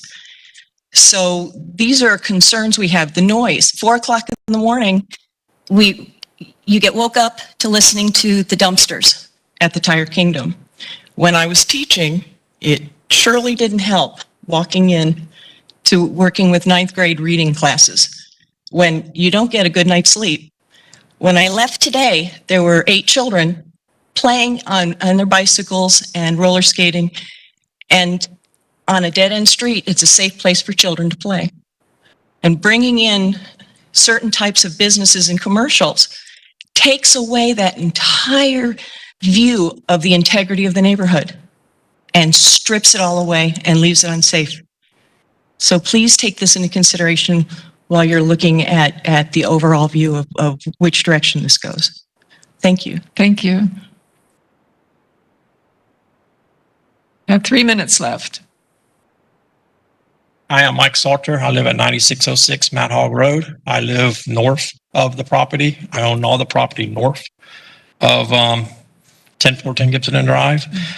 Several things is the access roads going in and out. I know by when they put the apartments in, they swore that they would never use their back gate of being emergency vehicles only. And when people bought their condos there, they all got remotes to go out in and out the gates. I know right now, like the church, I talked to them. They didn't know nothing about this. They didn't know they were going to get their driveway. They didn't know. They're still laughing. Some of these houses that they said they talked to, they told me they haven't talked to them. Nobody's got notices. Nobody's known anything. I know as soon as they get their okay, they can open this up to anything. They can, put a bus station in. We have no say so. But like they said, they're going to put a hill in front of my house and put a pond. I'm okay with that. But the buffer, if they gave you like 15 foot, it would save one beautiful oak tree that happens to be sitting in that one corner. They said if Tico says no fencing or something. I had a fence there. I took it down because I got a 2-car hauls cars. But that fence is going to go back up. And I'm actually Friday, I got paving stones for my whole driveway. It's in my front yard now, getting ready to put in. And my ass is somebody's going to be using my driveway with heavy truck equipment. But we all know that they're going to use Mount Hog as an access road to go out. And there's just no way. Between the kids and stuff like that, Mount Hog is just not an idea to be going out with their traffic. I heard somebody else talk about, they said they're only going to use the front half. That's the first I've heard about this. And us living back there, my sister lives in one house, I live in the other house. We face this place. This is our front door. And nobody at all has talked to us at all. I've caught surveyors on my property surveying my property. I didn't hire them, but they hired them. I don't know why. And I want to let somebody else talk. I don't want to take all the time, but thank you. Is there anyone else? You have 1 minute.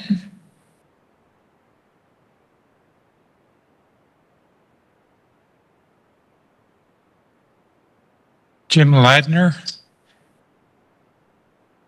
I live on Mount Hog Road, 33578. That road, you cannot get out of it in the morning. The people coming down Gibsonton Drive will actually stop right in front of you when your light changes. You can't get across. They got cars backed up so far that they're right across in front of you. If they're not in front of you, the people from the other side coming across is 2 lanes, they come around. They're backed up and you still can't get out. It's just ridiculous that they're going to put that much traffic coming out of Mount Hog Road. That's all I have to say. Thank you. Thank you, sir. All right, back to development services. Is there anything further? I believe Mr. Ratliff with County Transportation has a few comments. Mr. Ratliff? Yes, ma'am. Hi. For the record, James Ratliff, Transportation Review Section. I did want to address several points going through, and I believe it was the first or second speaker. She had mentioned that there was a plan to close the median in front of their project. I believe I'm unaware. There's no plans that are showing up on the CIP viewer. There's a resurfacing project, but that generally does not change the roadway configuration. So unfortunately, I'm unable to provide any information about that, but I would suggest the resident maybe get in contact with Public Works if they have questions about a roadway project that maybe they've heard about that just hasn't made it to the website yet. With regard to the cross-access issue, the Alafaya Preserve project, or excuse me, the Alafaya Trace Boulevard project is a part of plan development, which was most recently modified via file number 18-0173. And there is an approved condition number 12 within that PD that does require cross-access to the western project boundary. And, that was a condition of approval that was placed upon that PD from the initial PD approval. That is also a requirement of the Land Development Code, section 60403Q. And part of the reason for that, again, is that the citizens were talking about concerns with traffic on Gibsonton Drive. Cross access is designed to help alleviate traffic unnecessarily traveling on Gibsonton. So trips between adjacent businesses and residences to be able to visit those businesses without having to put additional pressure onto Gibsonton Drive. So that is why the Land Development Code requires that vehicular and pedestrian cross access. And that is again, why their PD was approved requiring that cross access. Similarly, this project is going to be required to provide the cross access as well. I would just, something I heard again with regard to the discussion of studies, and there was a gentleman talking about concerns about having to, I think, changes on 301. And there was another gentleman who spoke regarding the emergency access gate. The gate on the east side of that project is zoned for emergency, or the PD zoning does restrict that access to emergency access only. That's not really relevant to this PD, except to the extent that all traffic during the, I guess all trips that was studied during that initial Alafaya Trace Boulevard project approval was assumed to come in and out of that. So that was something that was already looked at during the initial approval of this project, and that's how it was set up to be operated from the inception there. And of course, this project also studied their traffic impacts, both onto Gibsonton and the amount of traffic that would be utilizing that cross access to the east. And the last thing I would mention is that I did hear some citizens talking about the concern with traffic on Matt Hogg Road, and there is no proposed access on Matt Hogg. They are required to provide a vehicular and pedestrian stub out to their western boundary, but that actually won't connect to Matt Hogg. It would only connect to development or redevelopment that meets the criteria of the Land Development Code, and that would have to connect at such time. But so there won't actually be any immediate connection to Matt Hogg, and I did just want to clarify that for the record. Thank you, Mr. Ratliff. Thank you. All right, back to the applicant. Hi, Clayton Bricklemeyer again. Glad I reserved some time. I wanted to run through a couple quick things, and then I've got the civil to talk about a couple civil issues that got mentioned, and Mr. Henry to talk about transportation. Mr. Bricklemeyer, in your comments, would you address notice? Several Yes. stated that notice and did notice go to the HOA? Yes, the notice did, which is how the HOA attorney was able to call me. Admittedly, belatedly, he reached out, and we did not make any affirmative efforts to reach out to those folks just because they were so far removed from the property. We did attempt to contact the folks to the west. There's obviously, as these things go, differing opinions on that. But notice was proper. I usually ask Brian to confirm it because they check it, that affidavits are filed. Notice was proper. That was on my list too. And as was no access to Matt Hogg. Same exact thing that happened with their approval. The arrow goes there and waits for redevelopment. That's exactly the situation we're in now to the east. I didn't say on direct, and I would just like to put it in there. It's not something that we can really deal with, but they do have this easement agreement that imposes on Tire Kingdom some obligations. We have, in talking to the HOA board and the attorney, we have committed that we are going to enter into a similar agreement, and that now that they've seen the deficits in their current agreement, that hopefully we can rectify some of those. There was some mention of the fence. I wanted to be clear that I hope that you understood. I thought Michelle's graphic was very helpful. TICO will not let us put a buffer up or a screen. I mean, the buffer is provided, right, because it's there, but the screen is not allowed under the TICO easement. And also, not only is there a TICO easement, there's a water easement and a gas easement running through the middle of that. I'm going to let Pete Pensa come up and talk about the drainage and site issues.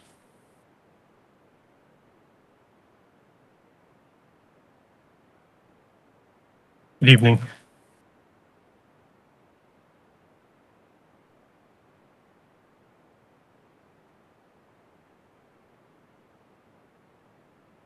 For the record, my name is Peter Pensa. I'm an AICP certified planner with Avid Group. We're the professional land planners and civil engineers for the project. Thank you. And I have been sworn. Did you give your address? 2300 Curlew Road, Suite 201, Palm Harbor. Okay. You've heard expert testimony from staff, both in development services, transportation, and the planning commission regarding the compatibility of the use and compliance with the development code and comp plans. I won't go back through those, but I would reiterate, as James Ratliff pointed out, there is a code requirement for cross-access. There's actually two sections that require it. The PD section, which is LDC section 5.03.05, and then specifically subparagraph C2, require PD general site plans to provide cross-access. And by reference, it also references 6.04.03Q, which both I'll summarize, basically say that vehicular and pedestrian cross-access is required whenever a site is located on access management classifications 1 through 6, and whether it's a commercial or office use, or excuse me, a commercial or office land use or zoning that is adjacent to a commercial or office zone property on the same roadway. The PD to the east, as you've heard previously, is a master planned mixed-use project. It was, I won't bother repeating it, but it's already been entered in the record what the PD number is. Tire Kingdom is in the front of that property with the townhomes to the rear. There is a requirement for that cross-access. As you can see in the PD plan and on the aerials you saw previously, the Tire Kingdom did provide a stub out to extend the road, their cross-access to the north, although it didn't go completely to the property line. We're required to provide that connection. So we've discussed that with TECO, as noted in the staff report. They do not object to it. And we're required to provide the cross-access to the west, to the church, although they do not have the physical means to complete that cross-access. It would be a future connection at such time that that site redevelops and goes through its approval process. I'm not a biologist or environmental scientist, but Gulf tortoises and any other listed and protected species would be addressed through a site visit environmental assessment. And if they are present, they will have to comply with county, state, and federal requirements for protection of those species. Drainage, it's anticipated that all the drainage will be addressed south of the 170-foot utility corridor, but we did provide for the ability to do limited stormwater on the north side of that if necessary. Okay. Thank you.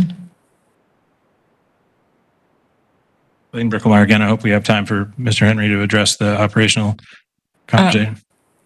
2 minutes? Yes. Can you do it in 2 minutes? So, all right. Thank you. We'll give you 2 minutes. Very quickly, to address some of the traffic issues that came up. But one are, again, Steve Henry, Links and Associates, 5023 West Laurel, Tampa 33607. A couple things. One is our primary access is off of Gibsonson Drive, which you have a right in, right out. We're actually building a right turn lane into that to have the traffic directed there. So the majority of our traffic will use that driveway. Second, there is an improvement that is being done on 301 in conjunction with the hospital that's being built. We actually did that traffic study, and I actually have the counts at Rivercrest Drive and 301. And in the AM, there's 12 cars making that left. And in the AM and the PM, there's 7 cars. So the impact, even if they are allowed to use it, which based on tonight sounds like that's supposed to be an emergency access, but even if they are, the impact to that closure is minimal from that standpoint. And we looked at the operation of the intersection. We don't believe that this project will have a significant impact on the operation of the Alafaya and Gibsonton Drive intersection. That concludes my presentation, unless you got any questions. I don't. Thank you. All right. That will close the hearing on PD 21-0319. The final item then on tonight's agenda is agenda item D8 is major mod application 21-0344. The applicant is Lang Media. The request is for a major modification to the existing plan development. Steve Beachy will provide staff presentation after presentation by the applicant. All right. Those of you who were here for the prior hearing, if you'd please quietly leave the room. Please quietly leave the room. Thank you. Thank you. Good night. Thank you. Hey, good evening, Madam Hearing Master. Tyler Hudson, 400 North Ashley Drive. I'm going to keep this as brief as possible given the hour. I'm going to share my screen briefly. Can you see my screen? Yes. Great. Just a little bit of site context on this. The property is a somewhat Oklahoma-shaped parcel of land that abuts I-75 in Gibsonton. It's a little bit over 3.5 acres. The existing development is just one single family home. It's a relatively low density area. For a little bit of greater context, this is the PD that we're here to amend. Again, you can see that we're talking only about lot 35, which is there in the lower left corner. The rest of the lots are fairly small in size relative to lot 35. They're all a minimum of 1 acre though. Let's talk a little bit about why we are here this evening. We're here to add one specific use to one specific lot for one specific reason, and that is to permit billboard use up against I-75 for the rear of the parcel. As you know, and as is alluded to in the staff report, billboards are a little bit oddly regulated in that they have some anchoring in the land development code, but they're mostly regulated by the settlement agreement between Hillsborough County, Outfront Media, and Clear Channel. The general rule is if you want a new billboard, you got to take 2 away. And that is exactly what will happen here. The goal of that settlement agreement is to really drive billboards out of undesired places and put them where they're, if it's not appropriate, at least ubiquitous. We think right along I-75 is certainly a fairly common place for those billboards. To be clear, the billboard that is proposed here, and again, we're not actually approving a billboard, we're approving agricultural use. I'll talk about that in a second.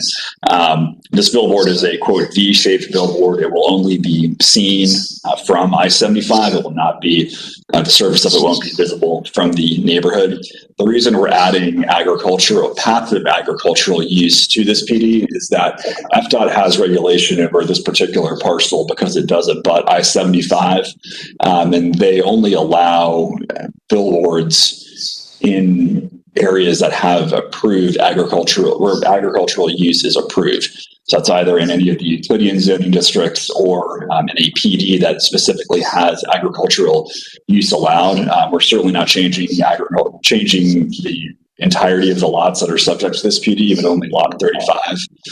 Passive agricultural use, it's mentioned in the staff report. Steve can talk about this a little bit more, but it's I wouldn't say it's vegetarian. It's not livestock. It's not pasture land. It's not any of the more intense agricultural uses that have the types of externalities that you typically would want to limit in a PD. It's mostly crop raising and things like that. Again, that's not the intent for this particular property owner, but in the interest of full disclosure, that is exactly what would be allowed on this lot 35 in the future. We're appreciative of staff's recommendation of approvability of this application. We're not aware of any objections from any reviewing agencies, and we're not aware of any opposition. And with that, I'll be happy to answer any questions.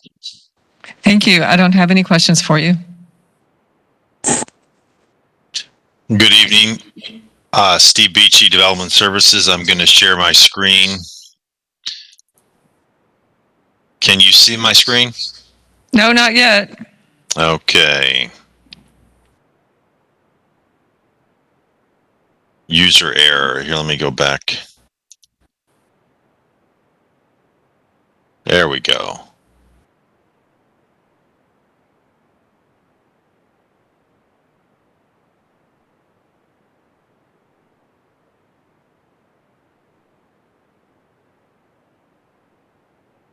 Okay. Now you can see my screen. Yes. Okay. Let's see. The subject PD is IPD 193-0048A in the Gibsonton Community Planning Area. The closest intersection of collector roads is Sims Road and East Bay Drive. The PD is located in the SMU 6 comp plan category with a maximum residential density of 6 units per acre. Non-residential maximum FAR is 0.5. The site is surrounded by lower density residential, several PDs that have a minimum, or at least 1 acre lots. The PDs what I've highlighted in red are the PDs that fit this category, including the subject lot, which Steve, is. could you show the third slide? You're not advancing the slides. Okay. All right. All right. There we go. Okay. Can you see that now? Yes. Okay. The lots shaded in red are the lots that have the PDs that have a minimum 1 acre lots, and the PD in yellow has a minimum, or there's 14 lots in a quarter acre, and the remaining adjacent parcels are Euclidean zone properties larger than 1 acre lot. So it's not a very densely developed area in the SMU 6 comp plan category. Again, the subject PD is to the north of the subject lot is to the north of the subject PD.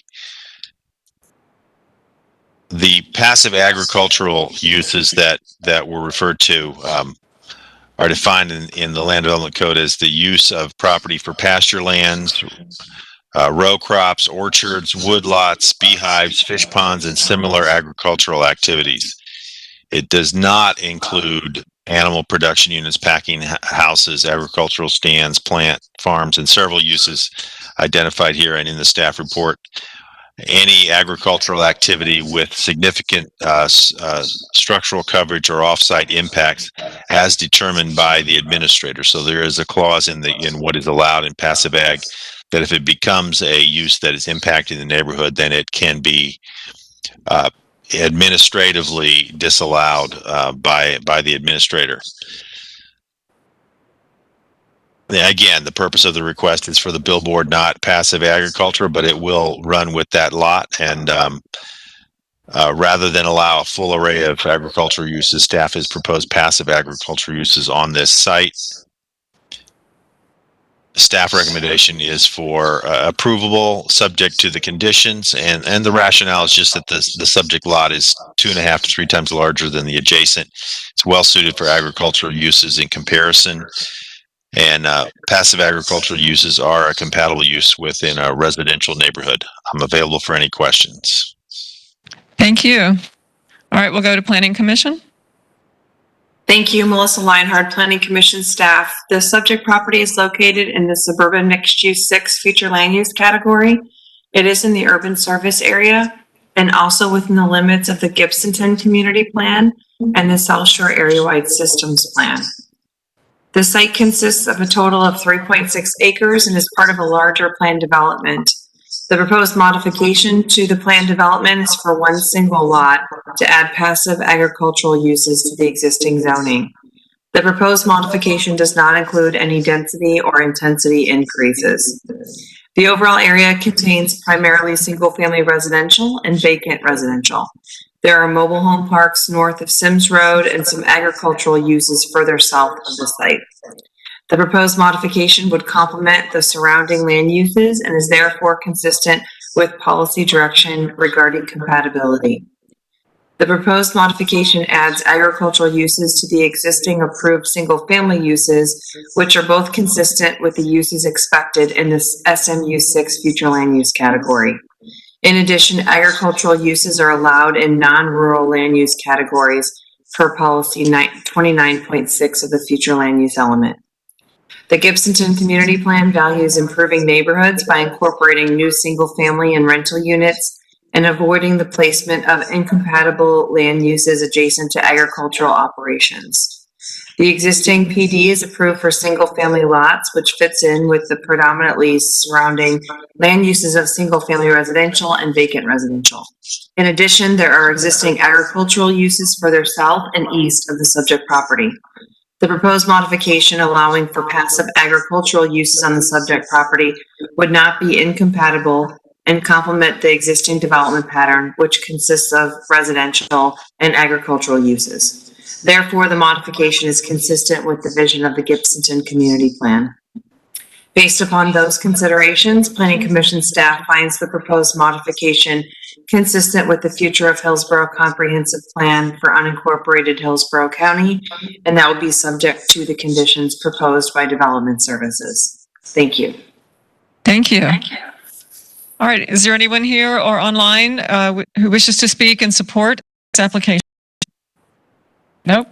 Is there anyone here or online who wishes to speak in opposition to this application? No. All right, anything further from Development Services? Nothing further. No. Applicant, anything further? Nothing further. Thank you, ma'am. All right. This will close the hearing on MM 21-0344. And this will end our meeting for tonight. Return.